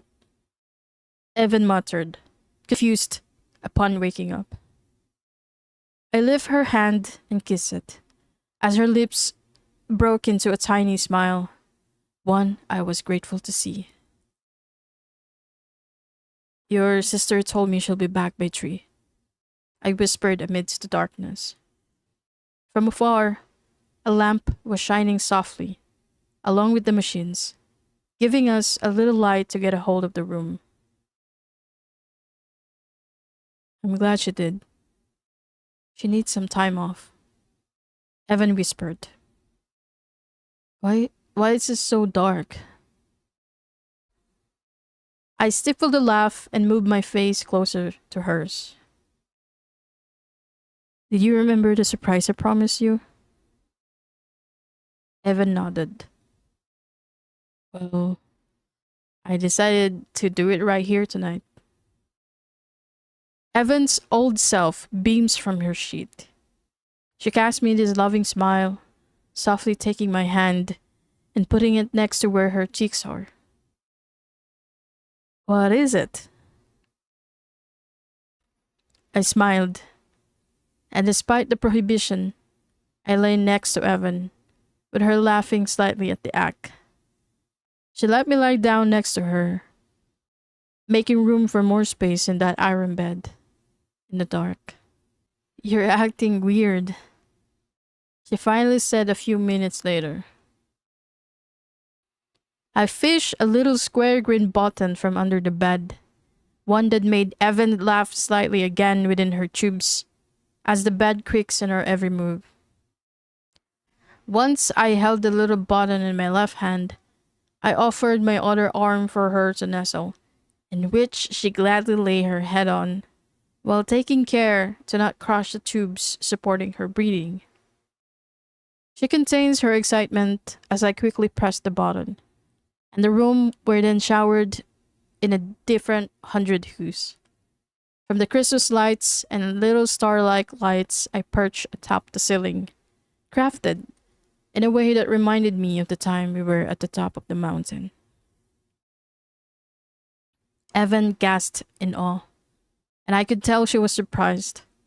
She had this little giggle she stifled, bringing her hands all the way to her face, just like the way she usually does when she finds something surprisingly amusing. She snuggled in my arms, laughing in delight, and we both watch in awe as the room dances in different gleaming lights. Even the machines take on the beauty of them with their own yellow and green ones twinkling in time with the ones in the ceiling. All in all, it was a grandiose sight. "You took me back to the mountain," she gaudily whispered. I smiled at her cheek. "You took me back to life." She meets my stares, and within the dark, she reaches out to cup my face within her hands. The next thing I knew, her face was moving closer to mine, and then we were kissing. The kiss doesn't feel like any kiss that people always talk about in the movies, in the novels. It's far more precious than those, and if truth be told, there was no need for words to put them into understanding. It feels right, sweet, and most of all, awakening. It doesn't last that long, but when I felt Evan's head nestling again on my shoulder, I knew it would stay with me forever. Even if that forever means the little amount of time I can live. Later, I tell her how the cashier looked at me when I purchased the lights, and she laughs, and it's great to hear her chuckle despite the trouble every time she has to come up for another breath. She kissed my cheeks over and over again in between laughs, and when all the nights started to fall deeper, I let her fall asleep again. I softly kiss her to sleep. Chapter 12. Life Hanging on a Thread. They say you should be on all corners accepting the bargain of life. When you gain something, you lose something. When someone leaves, someone comes. When you lost your way, you'll find the other way. You lose memories, you make new ones. It's a never-ending flux, a give and take conversation between you and the universe.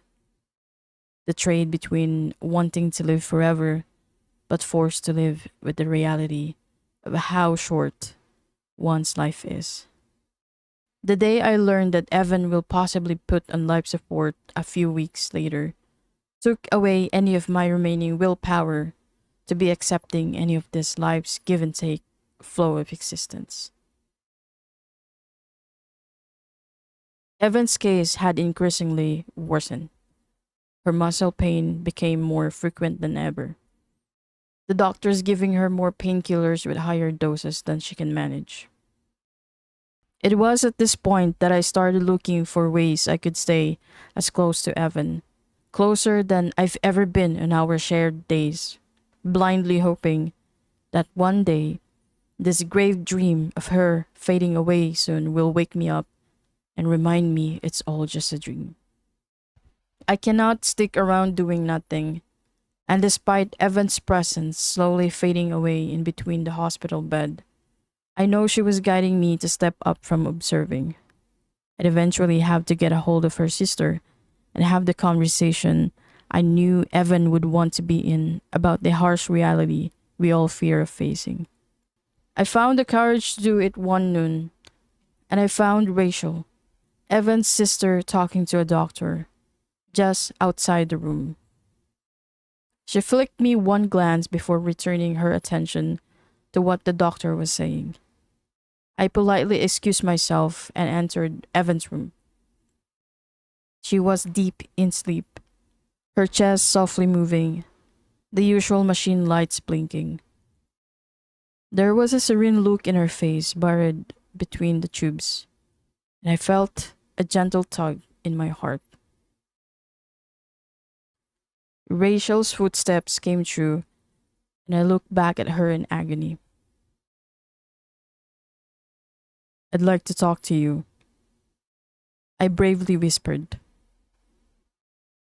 She met my stares. "I don't think now's the time. Please." My voice breaks just as I said this. "I think we can save this for another day," Rachel said, walking near Evan, running a hand across her hair. You have to hear me out." My fist curled in my side. Evan didn't want any of this. She didn't want anything that'll put her on life support. There was a long silence that hovers over the room. Rachel's eyes were fixated on Evan's. Her shoulders perked up at her breathing, suddenly tense. She wants to see her way through the end, the way everyone else does. This isn't for the best. This isn't what she wants. Rachel snapped from her silence and tears suddenly flowing down her face. "And who are you to tell me what's best for Evan?" Her voice came out sharp, cold. "The doctor says there's a chance she might recover after this phase, and she needs help in regaining her strength. And whatever way that is, I'll take it, just to have Evan around." She shakes her head. "I don't think you understand. This is a matter between her and her family. We know what's best for her." The denial in her voice soars further the heaviness that I'm feeling in my chest. Still, I have to speak my truth. Evan knows, and I think you do too. You're not just seeing it the way she does. There's no way she could live longer, even when we'll take these chances. I swallowed the bitter lump down my throat, wishing I wouldn't have to say this, but I should. This isn't the way she wants to die, or even live the remaining days of her life. I suggest you say your words considerably, or else I would have to ask you to leave the room. This is the reality, Rachel, I replied. Evan's reality. And she stopped long ago running from it. I held her stare. But you haven't stopped, not one bit. And I understand, I do, but for what cause? You're going to neglect Evan's wish and how she wants to pass over? I think you should leave. She raised her chin, her face suddenly red. Rachel, it's... Stop! You don't know half of what I have to go through to keep her here, still here, with us. She walks close to me, facing me, containing her breaking voice. You don't know anything. And you should consider that before telling me what to do with my sister. You've only been with her for a couple of months, even tolerated her to do things that may have made her situation worse. My breath snares in surprise, biting my lip. Yes, I know she'd been with you all this time away from home, going places. But that doesn't mean you have a say in what I have to do for her well-being. She crossed her arms, keeping her composure intact. I've been with her all my life. I know what's best for her. And if putting her on life support to possibly extend her life longer is the best, then let me choose it for her. She looks over to the door. Now, if I may ask you to leave, please. My chest rises and falls in tension, torn between wanting to say more but knowing I had nothing to justify them with. She turns her back to Evan, inch her face close to her, kiss her cheeks. I watch it all in silence, my head heavy. This is what Evan was hinting with all these conversations about life and its ending. This is the pull. The pull between wanting to make someone stay and wanting them to be at peace. And from what I can see, Rachel isn't anywhere between the two. She was blinded by the hope that Evan could live longer and get her normal life back, when we all know it'll never be the same again. Not ever. Not in this lifetime. I left the room feeling bad, disappointed, knowing I haven't done anything to grant Evan's wish. Not with her sister like this. Not with me being coward like this. I stayed in our spot in the park for the rest of the afternoon, got lost watching Baguio's clear skyline, as if they could give me the ideas on how to seize the battle raging inside me. I pulled out Evan's diary from my bag and resorted to reading it. I've started reading it for the past few days, and it has been helpful in calming my thoughts down. I take off the leaf bookmark where I've last read and gently run my hands through Evan's cursive letters in the pages.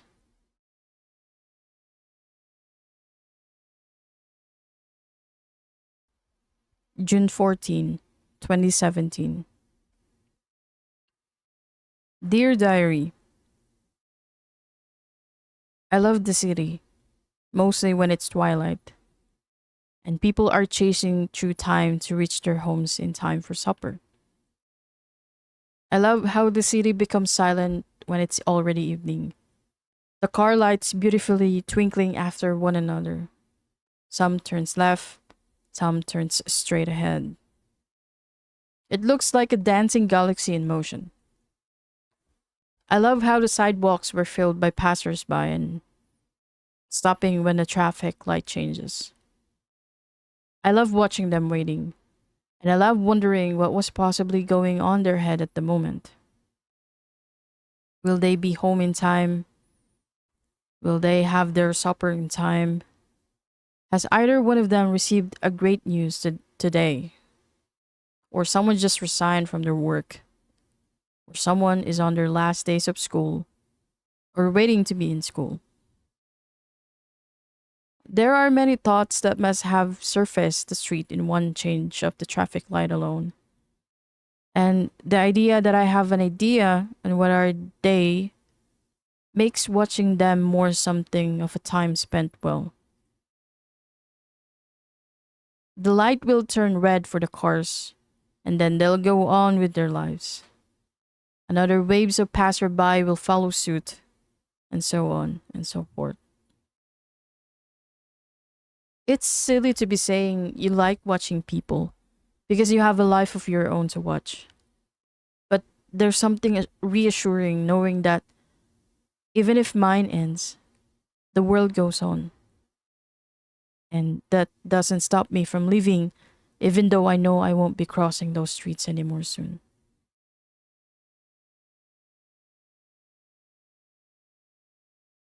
July 10, 2017. Dear Diary, I had another thought that got me wondering and staring at this journal for a few minutes today, trying to write my thoughts on something that a simple yes or no couldn't answer. I wonder what sharing your life with someone really means. It's probably the deepest thought I have this recent times, but I think I'll try writing what I really thought about it here. I think sharing your life with someone comes with the little things we do, even when the person is not around us. I think it doesn't deal with who you were sleeping with, who you last slept with, who you last said I love you to, or how often you share a morning cup of coffee with someone. Moreover, who you wake up next to in the morning. I think it comes in every unforeseen way possible. Things that we don't usually take notice of, but things we feel when we're alone and when we're completely ourselves and no one else is around to bear ourselves to. I guess sharing your life with someone is like that. It happens in a different million ways. It's not always the skin to skin connection, or how you laugh together or cry together, but how could you laugh alone or even cry alone and you still think of that person and suddenly you are not alone. They're a part of you, of who you are when you're alone. They're a part of you when you're completely you. It doesn't end when they're gone, and it never ends when you're gone as well. In some ways, I cannot explain. I think what I'm trying to say here is that we are all here to share our lives with one another, even when we know it's not for long. For how long, we don't know for sure. I think I'm getting carried away. I have to end this entry. I hope I made sense. Love, Evan.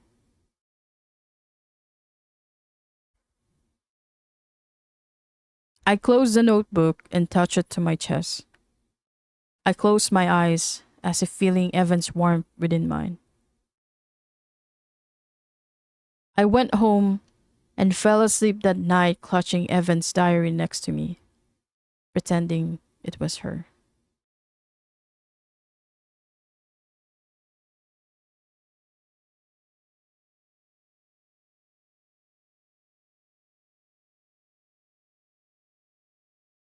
It took me some time before I returned to visit Evan in the hospital. I lost touch of the work that keeps on piling up on my email. Not that I care about them the most. I know it's not sensible.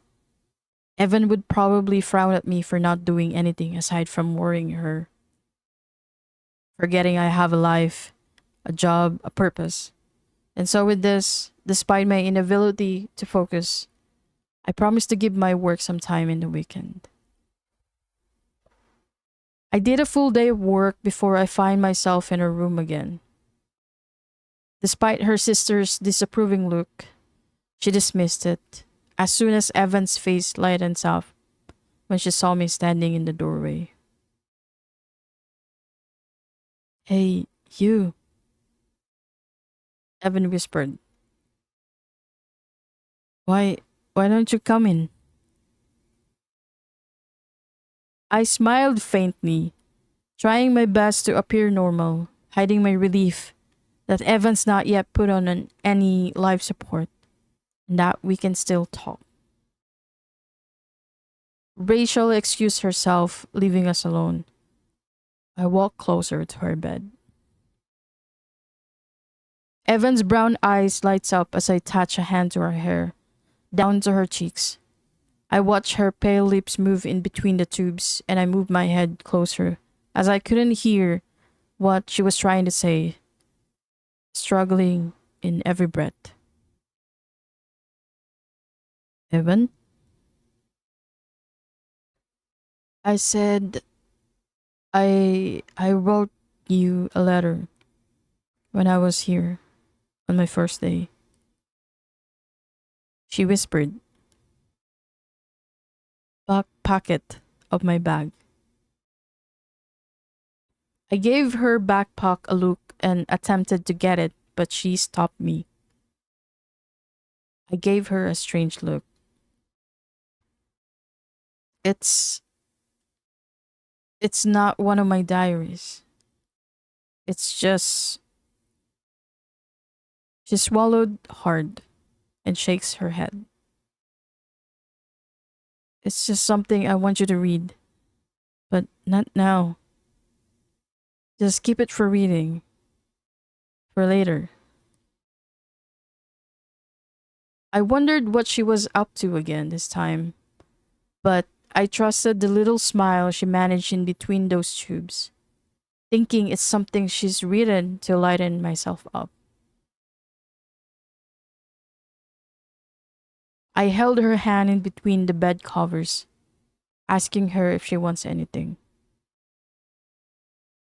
She didn't answer, but her eyes looked over the window, and with the way they softened, I knew she was admiring the daffodils in the window table, placed next to the window curtain sill, letting the late afternoon May sunlight linger.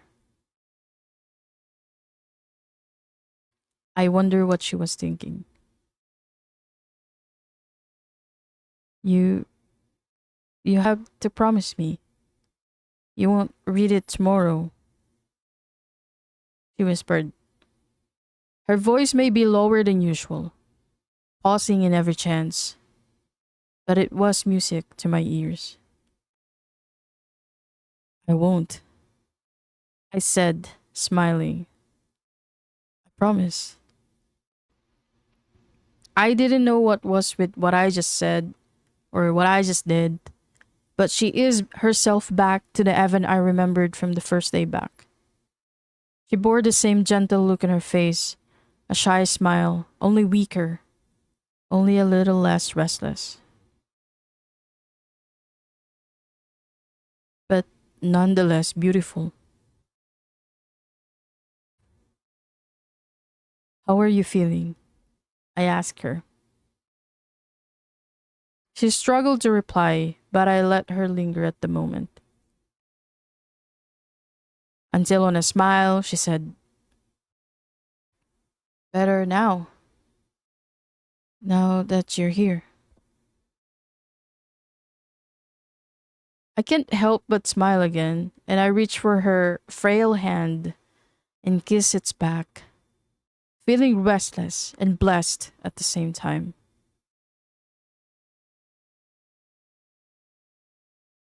We stayed like that for a couple of minutes, lost looking at each other's faces.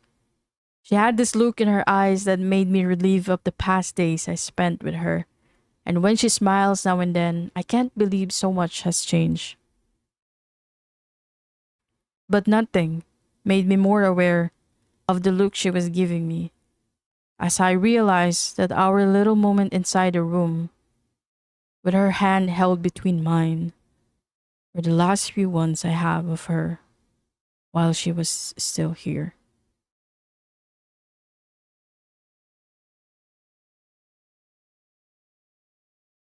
Chapter 13. The Truth in Between. A week later, Evan was officially put on life support. I spent 3 days going back and forth to the hospital, sitting on the same usual chair outside her room, unable to enter it, drowning in my own misery, in my own cowardice. I wanted to scream at her sister. I wanted to scream at the doctors. I wanted to yell at all the floors of the hospital. But I knew even if I do so, it wouldn't do me any good.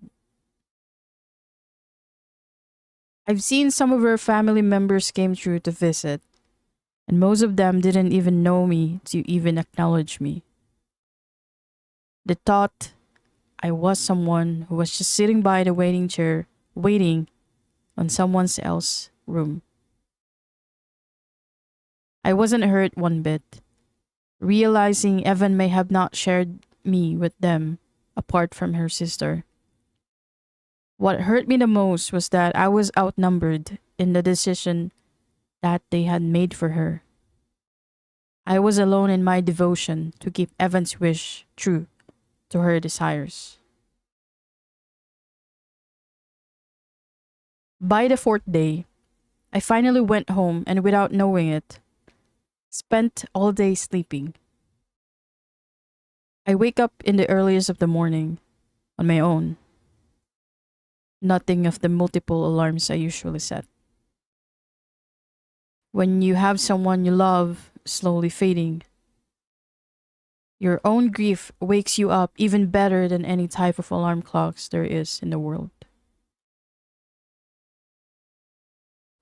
I had the courage to enter her room, finally, and Rachel, upon seeing me, stand up and get her purse. Her face had been sunken. Her eyes bore a heaviness that hadn't been there for the past week. She aged half her age, it may seem, and I couldn't deny feeling the same inside. She asked me if I could look out for Evan for a few minutes. I won't leave her side, I said. Rachel nodded and gave Evan a glance before exiting the room.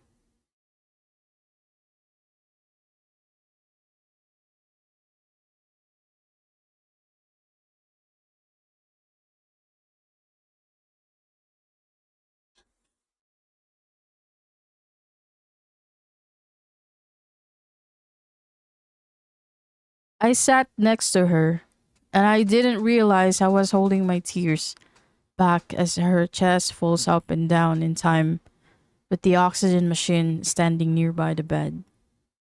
Her vitals were relatively low, but there were signals flashing out on the little screen, indicating that she's still fighting, probably sensing I'm finally here. I reached out for her hand and saw that the screen reacted slightly higher, and with this, I exhaled a breath of relief.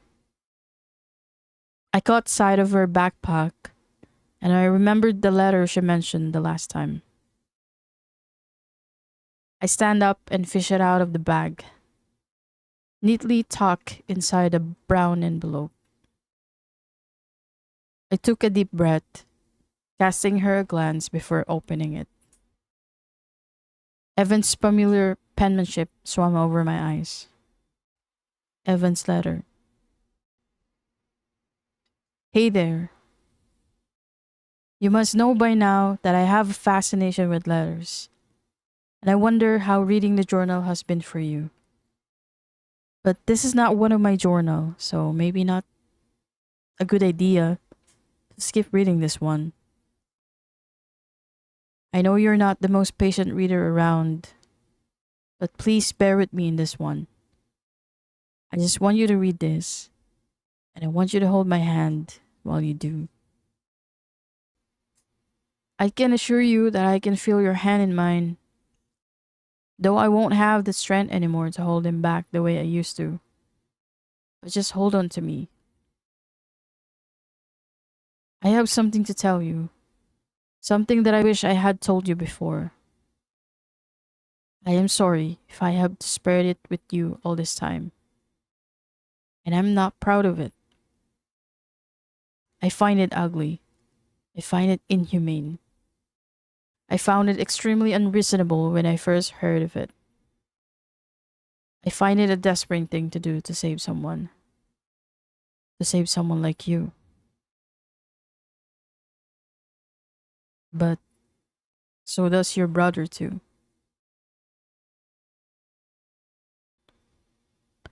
I met him during one of his visits to the hospital.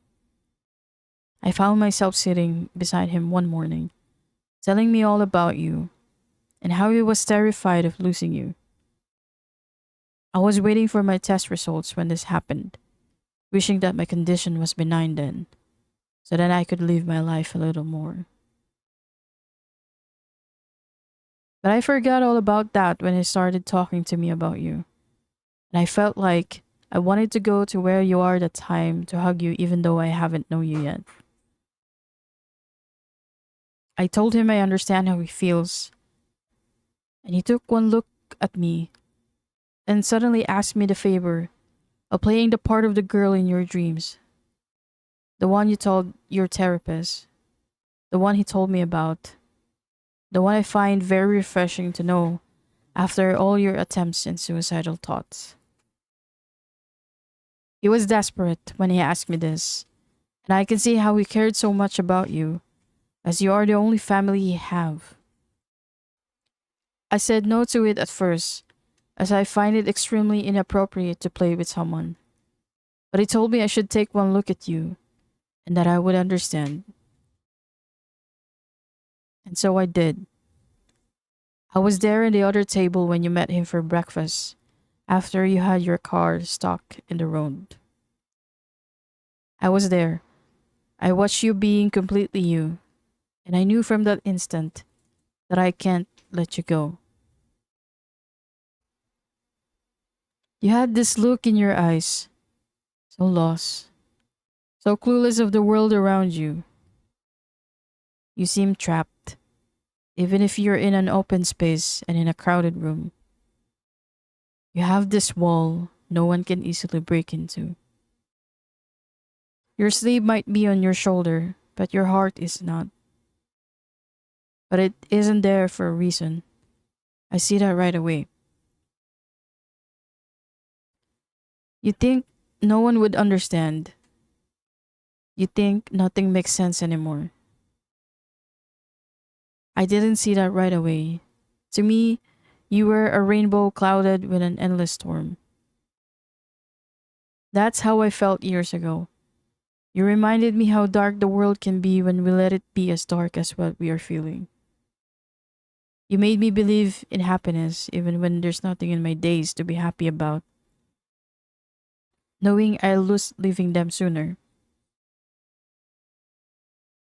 I'll fade with them, and they'll go on without me in the picture.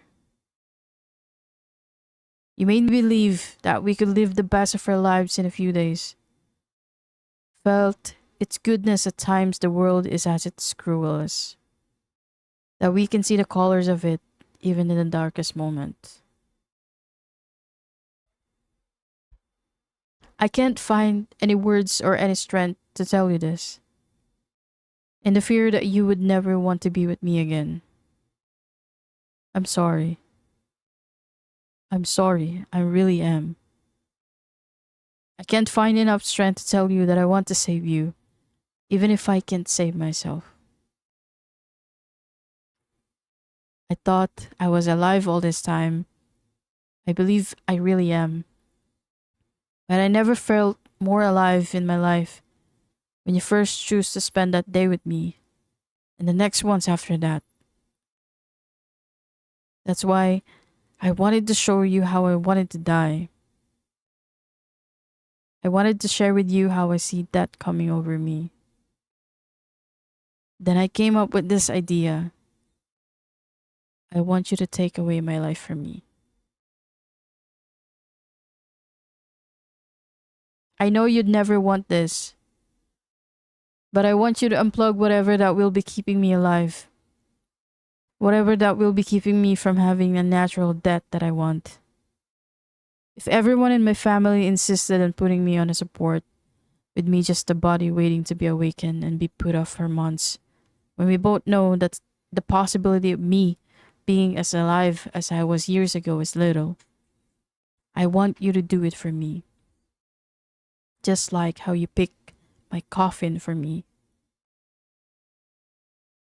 Do this while thinking of the peace I am going to have once you do so. This is what we have been talking about all this time, and I want you to do this precious thing for me. I know you would hesitate, and I know you will be against it, and I know you wouldn't agree to it even if I ask you while I can. I can't by the time you are reading this letter, you see. I may be completely lifeless already, so I figured you can. You gave me my life back so much that I let you end it for me. I want you to take my life away from me in return for giving me the best moments of it. Do every possible way to make this one precious thing happen. I'm giving you all the permission to do it in case my family would be terrified upon knowing what you will do.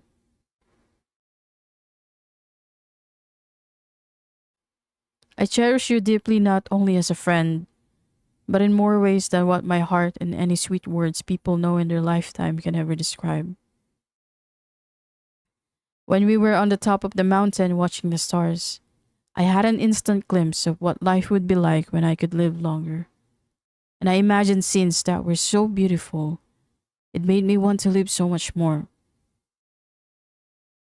I imagined that I was given a chance to get older. I see myself with you in all those parts of life.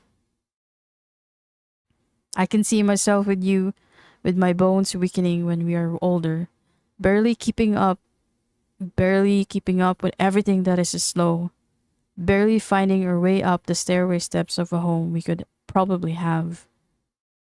And we'd be two old people who've lived enough to not fear death any longer. I imagine you taking care of me in my twilight years, and I imagine doing the same for you. I imagine every possible morning I could have waking up next to you, and every sunrise I could watch beside you. Imagining all of these things makes me realize that I truly lived a great life because I spent the best of it with you.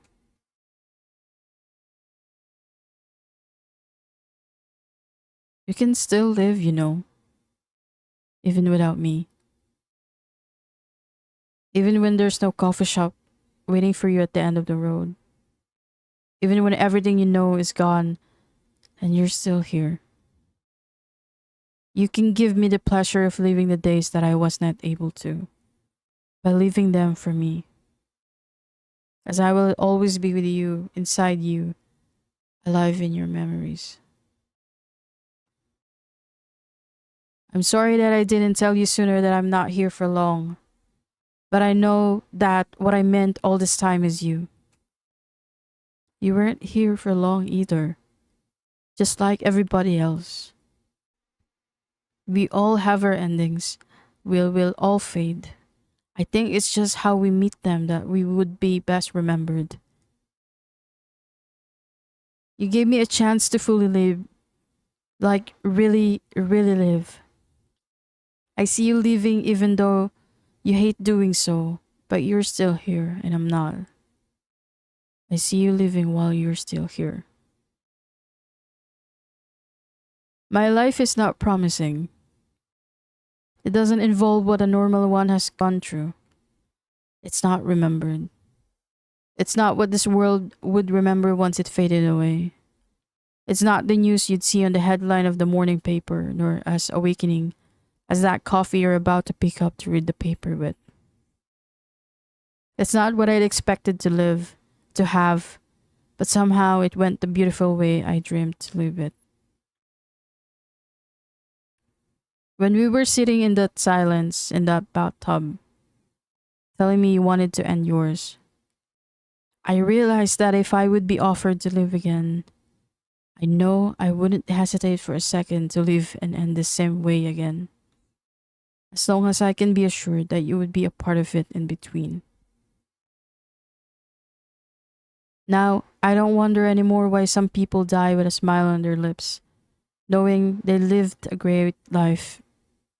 A life they were proud to have, wanted to have, fought to have, lived to have. So please do this thing for me. And I know it would be hard for you to find this time. It would be hard for you to find the time and even the will to do so. But I want you to live, really live, while you are still here. Live for me. Live the life you know I would want, the one you know I'd be proud to have. Live while you can. Live while you still have little reasons to. Live even though there's only little beauty in everything you see and feel. I know you said countless times that you can stop living when you wanted to. But please, while you're still here, just live. While you're here, please leave. If not for you, then live for me. And if those two can't matter, then remember who gave it to you. Live for him.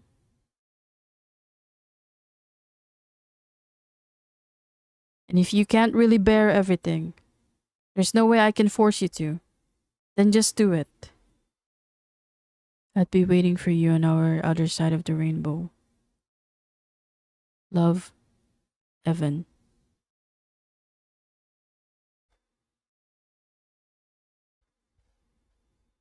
I raise a hand to my eyes, but my chest is tightening even further before I could even touch a finger to my cheeks.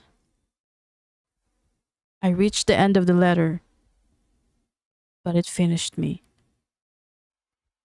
My knees failed me, and they fell down the ground as I let out an uncontrollable wave of tears. Chapter 14. Evan's Wish. I have been running, but I wasn't going anywhere. I rushed out of the hospital and I didn't know where I ended up. Maybe a nearby bus station that would take me out from here to no one knows where. Maybe I was back to our same spot in the park. Maybe I returned to my apartment and complete the work waiting to be finished. Maybe I called up Robert's phone only to scream at it and hang it up before he could even answer. My mind went blank for the rest of the afternoon. I didn't even know what I was doing. Don't even know where I stayed. But there's one thing I'm sure. I can't be left alone with my thoughts. With Evan's words endlessly echoing the corners of my mind, waiting to be silenced, waiting to be put to rest. I went back to the hospital before the clock turns 5, and I caught sight of Rachel talking to one of the nurses on their station, situated on the far end part of the floor. She didn't see me walk in Evan's room. She shouldn't have to. She didn't know what I'm capable of doing, and how it would take her forever to get over with. I move in silence, close to Evan's lifeless body. Beneath the fading afternoon sunlight streaming over the room, I marvel at her face. It bore the same gentleness she had earlier. Her cheeks were soft and thin, her breathing labored. Her face is paler than ever. At this distance, I couldn't feel her warmth any longer. I reached for her hand beneath the sheets and tried to get any response from the screen. Nothing. I bring it up and graze it upon my cheeks as tears falls fast through them, moistening her skin. I close my eyes, and her smiling brown eyes place in my mind. I couldn't do it. I can't. The sound of the oxygen machine hovers, repeatedly, filling the corners of the room. I leaned over, cup her face in my palms and kiss her cheeks. Then beneath the tube, eventually her lips. The memories of her smiling from the first day back, the way she used to touch her forehead with mine when we were in the train station, the way she always reaches for my hand, they all came playing in my mind 100 times over. My shoulders shook in suppressing the pain coming over my temples. I wish there was a way I couldn't have done it this way. I wish someone could take us both away from whatever this is. But this isn't the way the world works, as she had repeatedly reminded me before. I wish I was not where I am now, but where else would I be if it not beside her? I repeatedly kissed her cheeks, her lips, holding her hand a little tighter. I couldn't do it, but it's what she asked me to do. And I can't let her down.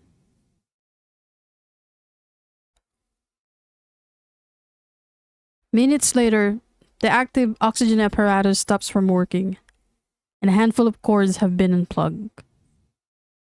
From afar, all the other machines were powered off, stopping them from making noises. And then there was silence. A few minutes later, I lay Evan gently back on her bed, embracing her body one last time, and planted one more kiss on her lips, her soft lips already freed from the tubes. Our skin bathed with my tears, remembering every part of her in this moment forever. Before I could think of anything that will tempt me to put these machines back on and working again, I dragged myself out of the room, closing the door. I managed to walk a few steps, but soon I fell to my knees and stumbled down the ground, crying. I still can't feel the touch of her cheeks with mine, and I brought my palms up to see if I could relieve them. Just once more. Just 100 times more over. I let out a sharp cry as one of the nurses walks by me, helping me to get up. I push her away, and only then she looks over towards Evan's room. The silence that followed made her hurry over to where Evan was lying.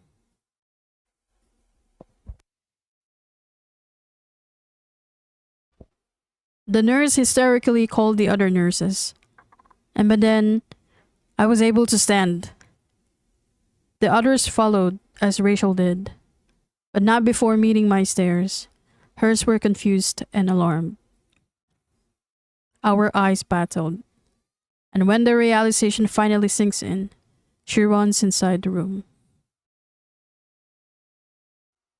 I walked briskly away, wiping my tears, ignoring the confused look everyone gave me as I escorted myself out of the hospital. By the time I reached my apartment, I felt Evan's presence embracing me by the doorway.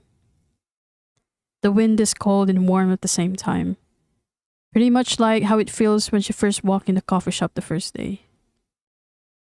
The air smells of coffee and its aroma too. I opened the window that I haven't opened for ages. I sat back on my computer chair. Another wind came through the room, and by the way it keeps blowing, and made me believe it was her making that gesture. Grateful, for I have just granted her wish. And I killed mine. This is how I murdered the only woman I'm in love with.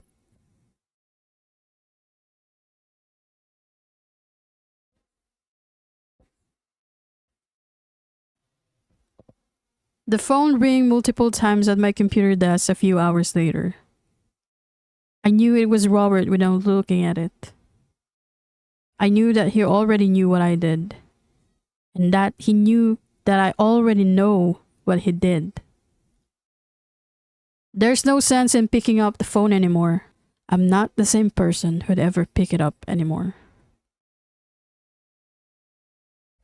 I heard his car came up later in the front, and soon his concerned voice shouting my name fills the apartment. His footsteps weighs in on the apartment floor. They seem heavier and wider than how they usually is. He finally found me sitting on the bathtub with my clothes on, with the water still running. With all things I've learned, with all things I have to endure, the feel of the water itself and how it flows through my skin is a comparison to nothing. I felt like drowning, but I was barely breathing. He dragged me up, checking my wrist, my neck, and I fight back. "Stop it! Let me get you out of this!" He shouted in my ears. I pushed him back and away, and with all the strength I gathered, I was able to get him away momentarily. I attempt to exit the bathroom, but I found myself falling to the ground. And before my head hit the floor, he caught me by the arm. By then, I stopped from fighting back any longer. I cried in desperation, tugging his shirt, feeding this desire to hurt him but wanting to hurt myself even more.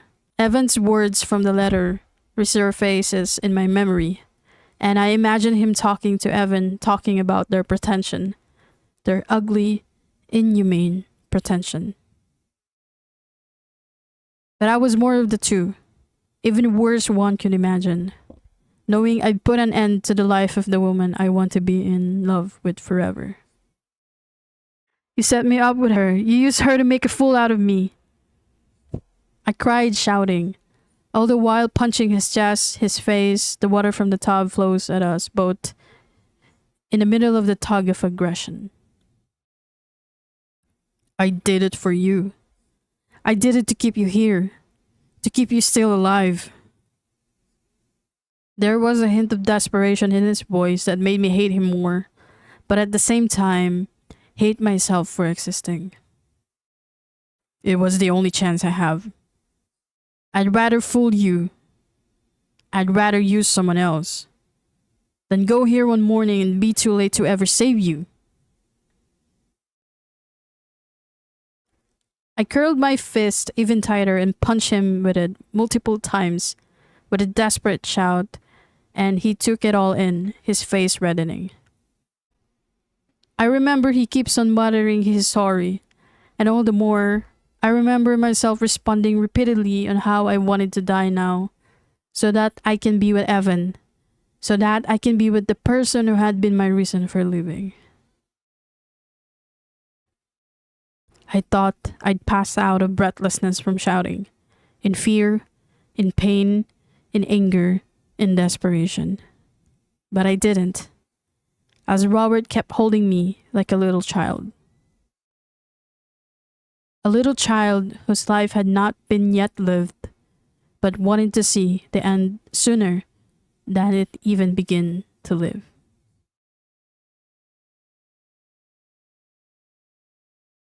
Chapter 15. After Evan.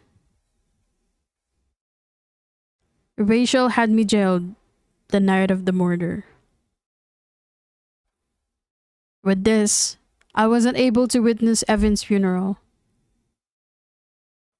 and I never get to watch how her lifeless body inside the coffin we both picked were lowered down to the ground. I missed it all.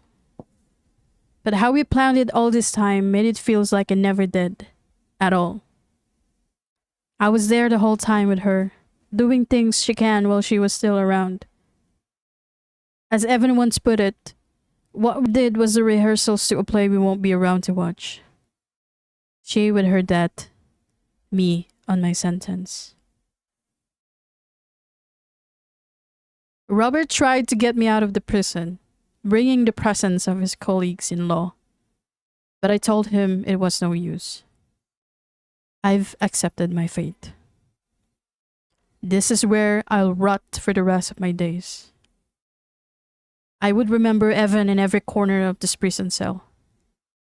I would remember why I'm here. I would remember the peace she should have, a peace I'll eventually find within me long enough to forgive myself. The days after that were passing over me like numbers on an endless game of roulette. It just keeps on going on. I was a player, and even though I knew I considered myself a winner because I was still around to play it, I was a grave loser all around. I lost the only woman I could ever be in love with. I lost my freedom. I lost all the reasons to keep on living, and I was the reason for these losses after one another. I'm not asking for forgiveness nor consolation. I only wanted to make Evan's wish come true, even if it means losing her forever. It took me 2 months in prison before a trial were scheduled. It was raining the day it happened, making it difficult for us to get through traffic. I was escorted by 2 police officers and handcuffed on my wrist to my back. Robert followed after us, reminding the two to be gentle with me. Not that I care about it. Their touches were nothing to the pain I'm relieving each day. I stood before the court, the judge and the clerks eyeing me with disbelief. There was no time to gather witnesses. They were the only ones present in the hearing. I saw Rachel on the other side, looking down. I can't see her expression. She must still hate me. I don't blame her at all. You seem young, the judge remarked after the introductions. I feel older than I look, I replied. The empty courtroom were filled with uncomfortable coughs, inaudible murmurings. Robert was eyeing me from the corner of my eyes, his stares pleading.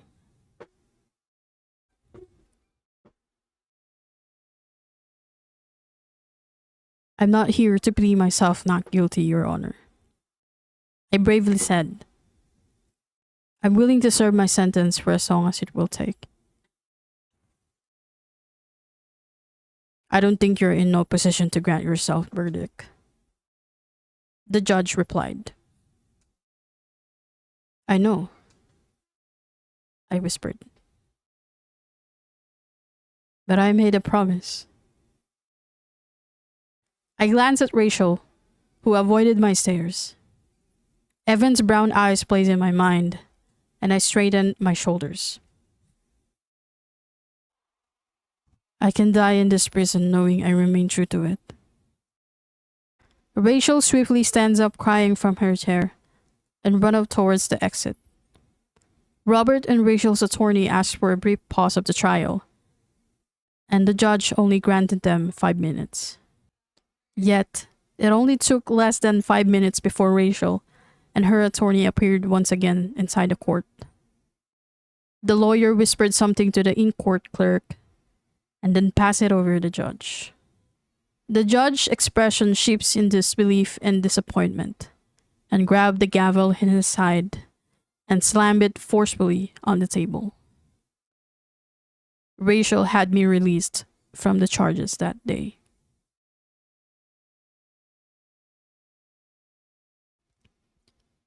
Evan's journal. Dear Diary,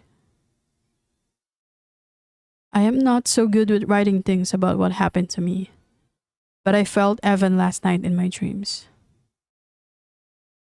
I went home a few days after Rachel decided to withdraw the charges, and Robert never once left me since then. I think he starts taking a like on my apartment, cleaning it, and making an office of himself in my desk. We don't speak. Not that there are things to talk about. I went out of the house a few days ago, and I passed over the places Evan and I have been. The coffee shop, the funeral store, the park. They have not all been the same since she was gone. I told her before that I can't go on without her anymore, but I made a fool of myself. I want her to be with me, to choose to be with me. But as she said, it's not the way the world works. Why does it have to be that way? Why does she have to be taken away, be gone forever? I'm not going to be all positive here because losing someone who chooses to be lost, to be let go, and them giving you all the chance to let them go, were more like a suicide I always wanted to do. I know I am selfish. I wanted for me and Evan to stay together for as long as we could. Only if she had lived longer. But so is the world. It's selfish. It takes someone, the only someone you cherish. And when you're all alone, finding your way out is the only choice. Sure, people would say, There's still more to this world to live for, to actually exist for. But without Evan, without her, the more that they were all saying is nothing but an empty life. I hope Evan's happy, wherever she is. I won't keep this diary for long. Just like her, I have to let it go.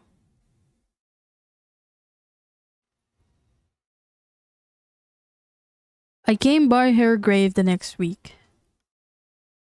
I picked out a bunch of flowers at the same funeral shop we visited.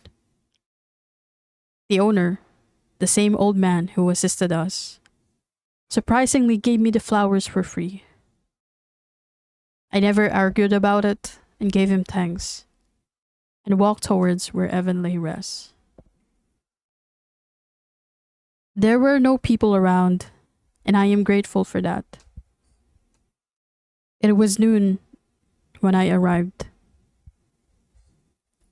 I stand in front of her tomb, her name beautifully engraved in its headstone. There were 2 more bouquets of flowers placed on either side. Little strands of fresh daffodil adorn their beds. I crouched and gently brushed them away, and I placed mine next to her name. "Hey, Evan," I whispered. The wind blows softly, and I knew her soul is around me in that moment. I did it. My voice breaks, and I wipe a palm on my cheeks. I let you meet your end. I straightened it up later, and just as I am about to say my farewell, I caught sight of someone in a white dress approaching Evan's tomb. Rachel joined me in silence, a sunflower in her hand. I still feel her hatred towards me in this mere of a distance. She's grown older, somber, nothing of the Rachel I first met on the hospital.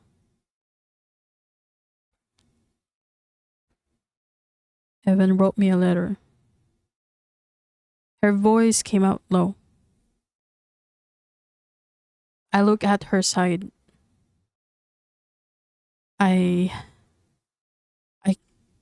I couldn't finish it. She swallows hard.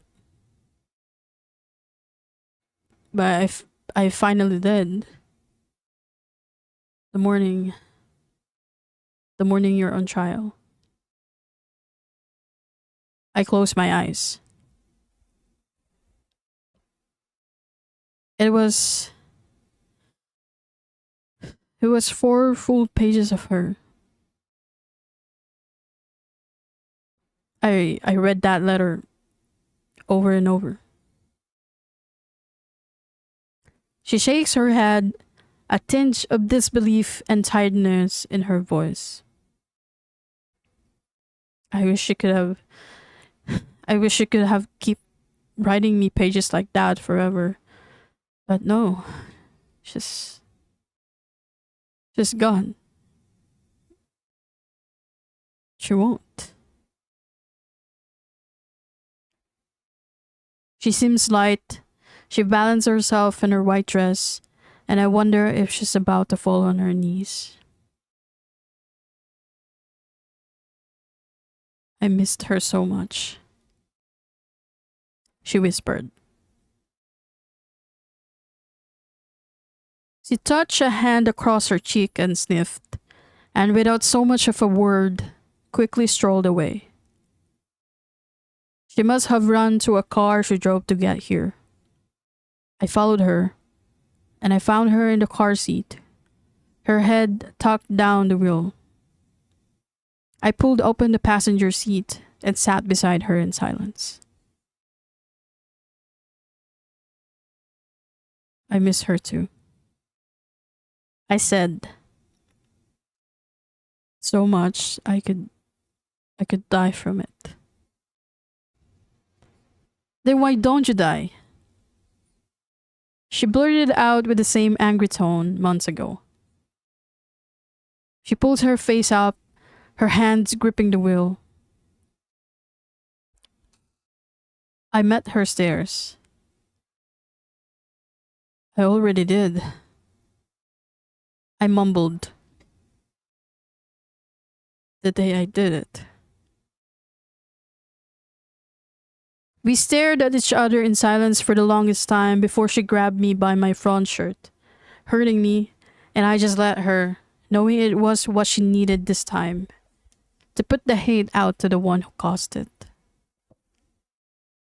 She slapped me on my face a couple of times, punched me in the chest, crying in agony, and I just let her.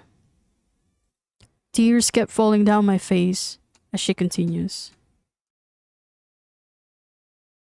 She eventually stopped later, and her cries came out loud and sharp. She laid back to her seat, exhausted, and I pulled her into my arms. She cries on as I caught sight of the falling narrow leaves outside the car, and I wonder how Evan must be feeling, seeing how we've been devastated after she was gone.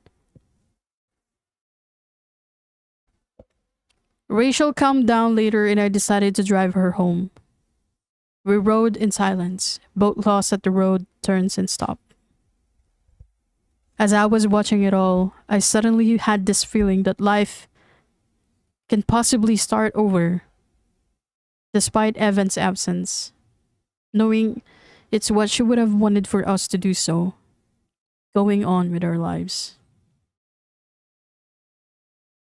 I glanced back to Rachel, and our eyes meet. In that moment, I know she was probably thinking of the same too.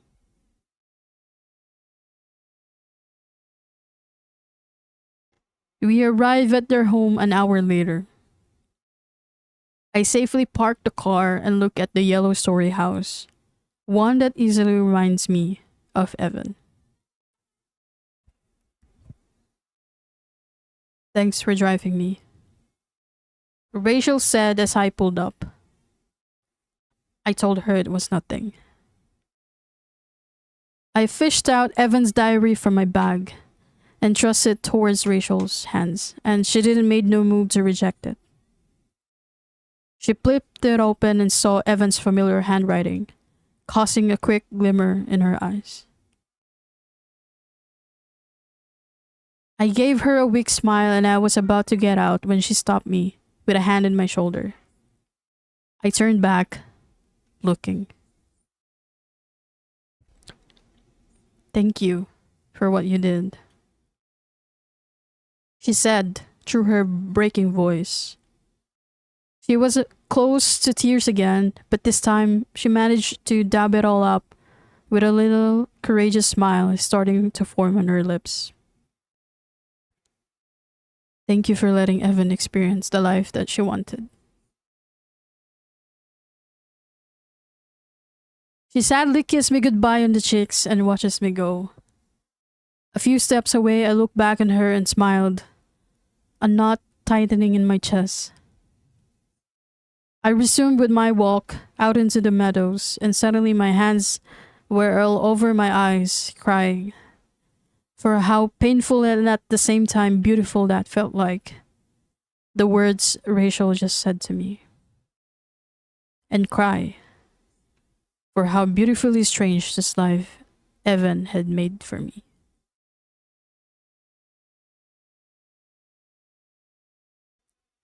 Chapter 16. Ending to a new start.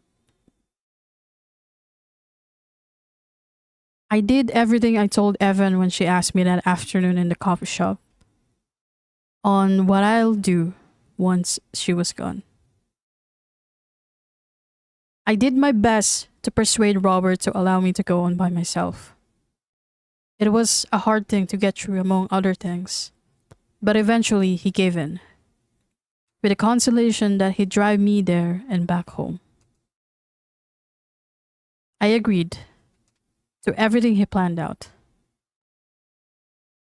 It's the least I can do to keep me from going. I set out a weekday schedule to visit the mountain Evan and I once climbed. The steps familiar, leading me to 100 endless stairs up. I felt Evan's presence in every step up. The air had grown cold as soon as I landed on the top, right where we first sat. The sun is descending from afar, painting the whole mountain in a fading sunset. I heave a deep breath as the sky slowly slips into evening. The stars began to appear from hiding behind the fading clouds. I pulled out the cot I bought and lie down and watch the stars. I inhaled the sweet scent from a bonfire lit by a group of young men a few meters away. In time, I caught sight of a passing meteorite. I gasped as were the men, and we all watched as it disappears to one end. I immediately know it was Evan, and this is her way of saying she's here with me. She had whispered to the stars to bid me light, and as the falling meteorite beautifully fades away, tears were already rolling down my cheeks. I knew it. She was already one of them. All the days I've shared with her come playing back in my mind. I didn't know much about existing a year ago, but all it took was a 15-minute visit in that coffee shop, a glance through the empty tables, and meeting her there had been helpful. It had made me appreciate living better than before. Have I existed in the fullest sense before meeting her? I am sure I didn't. This is what impending death does to people. This is what Evan taught me. Death makes people question whether they had lived a great life or not. Have they said enough words or not? Had they been alive in the purest form of being alive? Death is not something we all look forward to. It's not listed in our wish list. Death stands as the turning point of one's life, not the end of it. The body may decay, the voice of the person may not be heard again, but how they made someone feel lasts even beyond one can imagine. Death is not the end of someone, it's just the absence of their physical presence. But how they will be remembered and wants to be remembered is a time well spent while still being here. Evan doesn't want to be remembered, she just wants to live her life in a way that she wants, even though how numbered days it could be. Yes, we only live once. We were born once, and we will die once. But we will continue to live as long as our memories are kept lovingly. We can't possibly live forever in someone's memory. Eventually, these people will soon die of old age or sudden death. But while they're here, they can live with the memory of you. Evan doesn't want to live forever. She just wants to live once. One good life she wants to live. She doesn't want a perfect life, she wants an imperfect one. She don't ask the question, what's the point of living? She wants to connect the points of living while she was able to. While she was here. While we are here. It wasn't a wish she had she been given more chances. And with this, I'm certain, even if I am given the chance to live forever, I won't live it the same way I did in those precious months. I may not live forever as well, but she'll be with me as long as I'm here. She won't be gone. She won't be lost. She's already painted. She's everywhere I would go. She would always be found when I want to.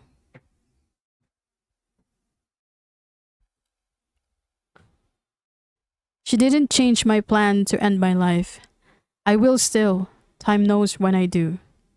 Yet, instead, she showed me that while I'm here, purely still here, as long as I'm breathing, I can extend it as long as I like. Even for a month, even for a day, a year, even for a life. While I'm still here.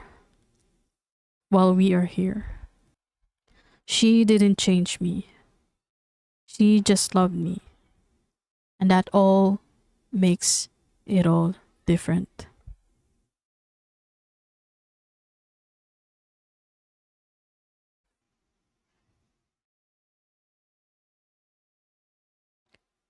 I was in the same coffee shop a few days later. It felt like the first day. The air is hauntingly familiar, but I never felt old nor odd. It feels like stepping into a memory you can always relive every day. Feeling like it's always the first time. I sat at the same table and spent the first minutes watching the passersby outside the shop. A few people started entering, and from the corner of my eyes, the barista from the bar started greeting people, approaching with their orders. I wait for something to happen. It's a strange thing to know, to feel it in your bones that at any given moment, something would eventually happen, even though you don't have the slightest idea of what it is. I waited for a couple of seconds more. A girl walked into the table in the front, sat at the chair facing me. Our eyes met for a second. It didn't last long, as a man walked to her and gave her a quick kiss on the cheeks. This isn't how I first told the story in my head.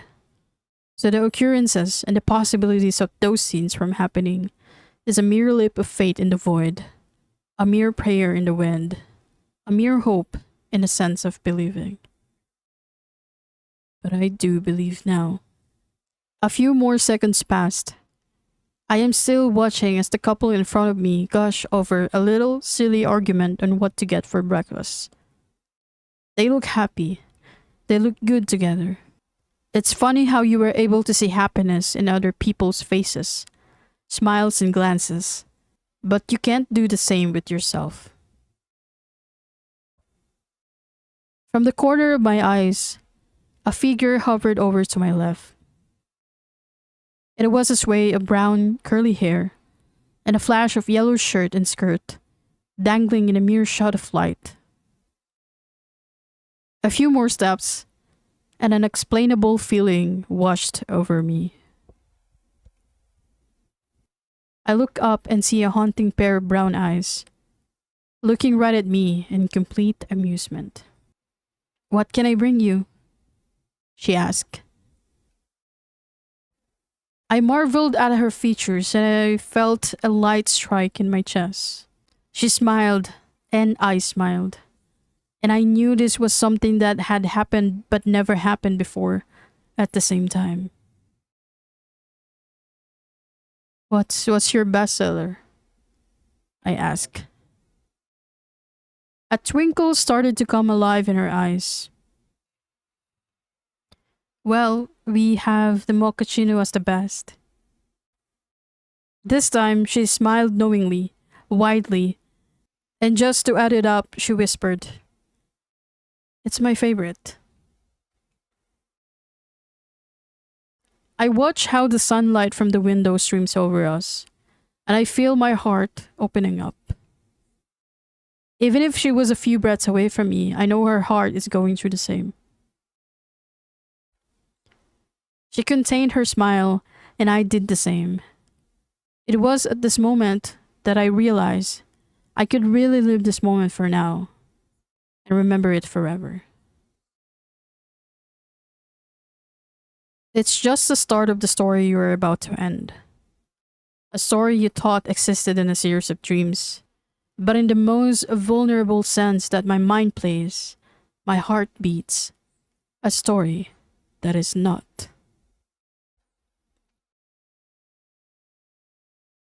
It sure is.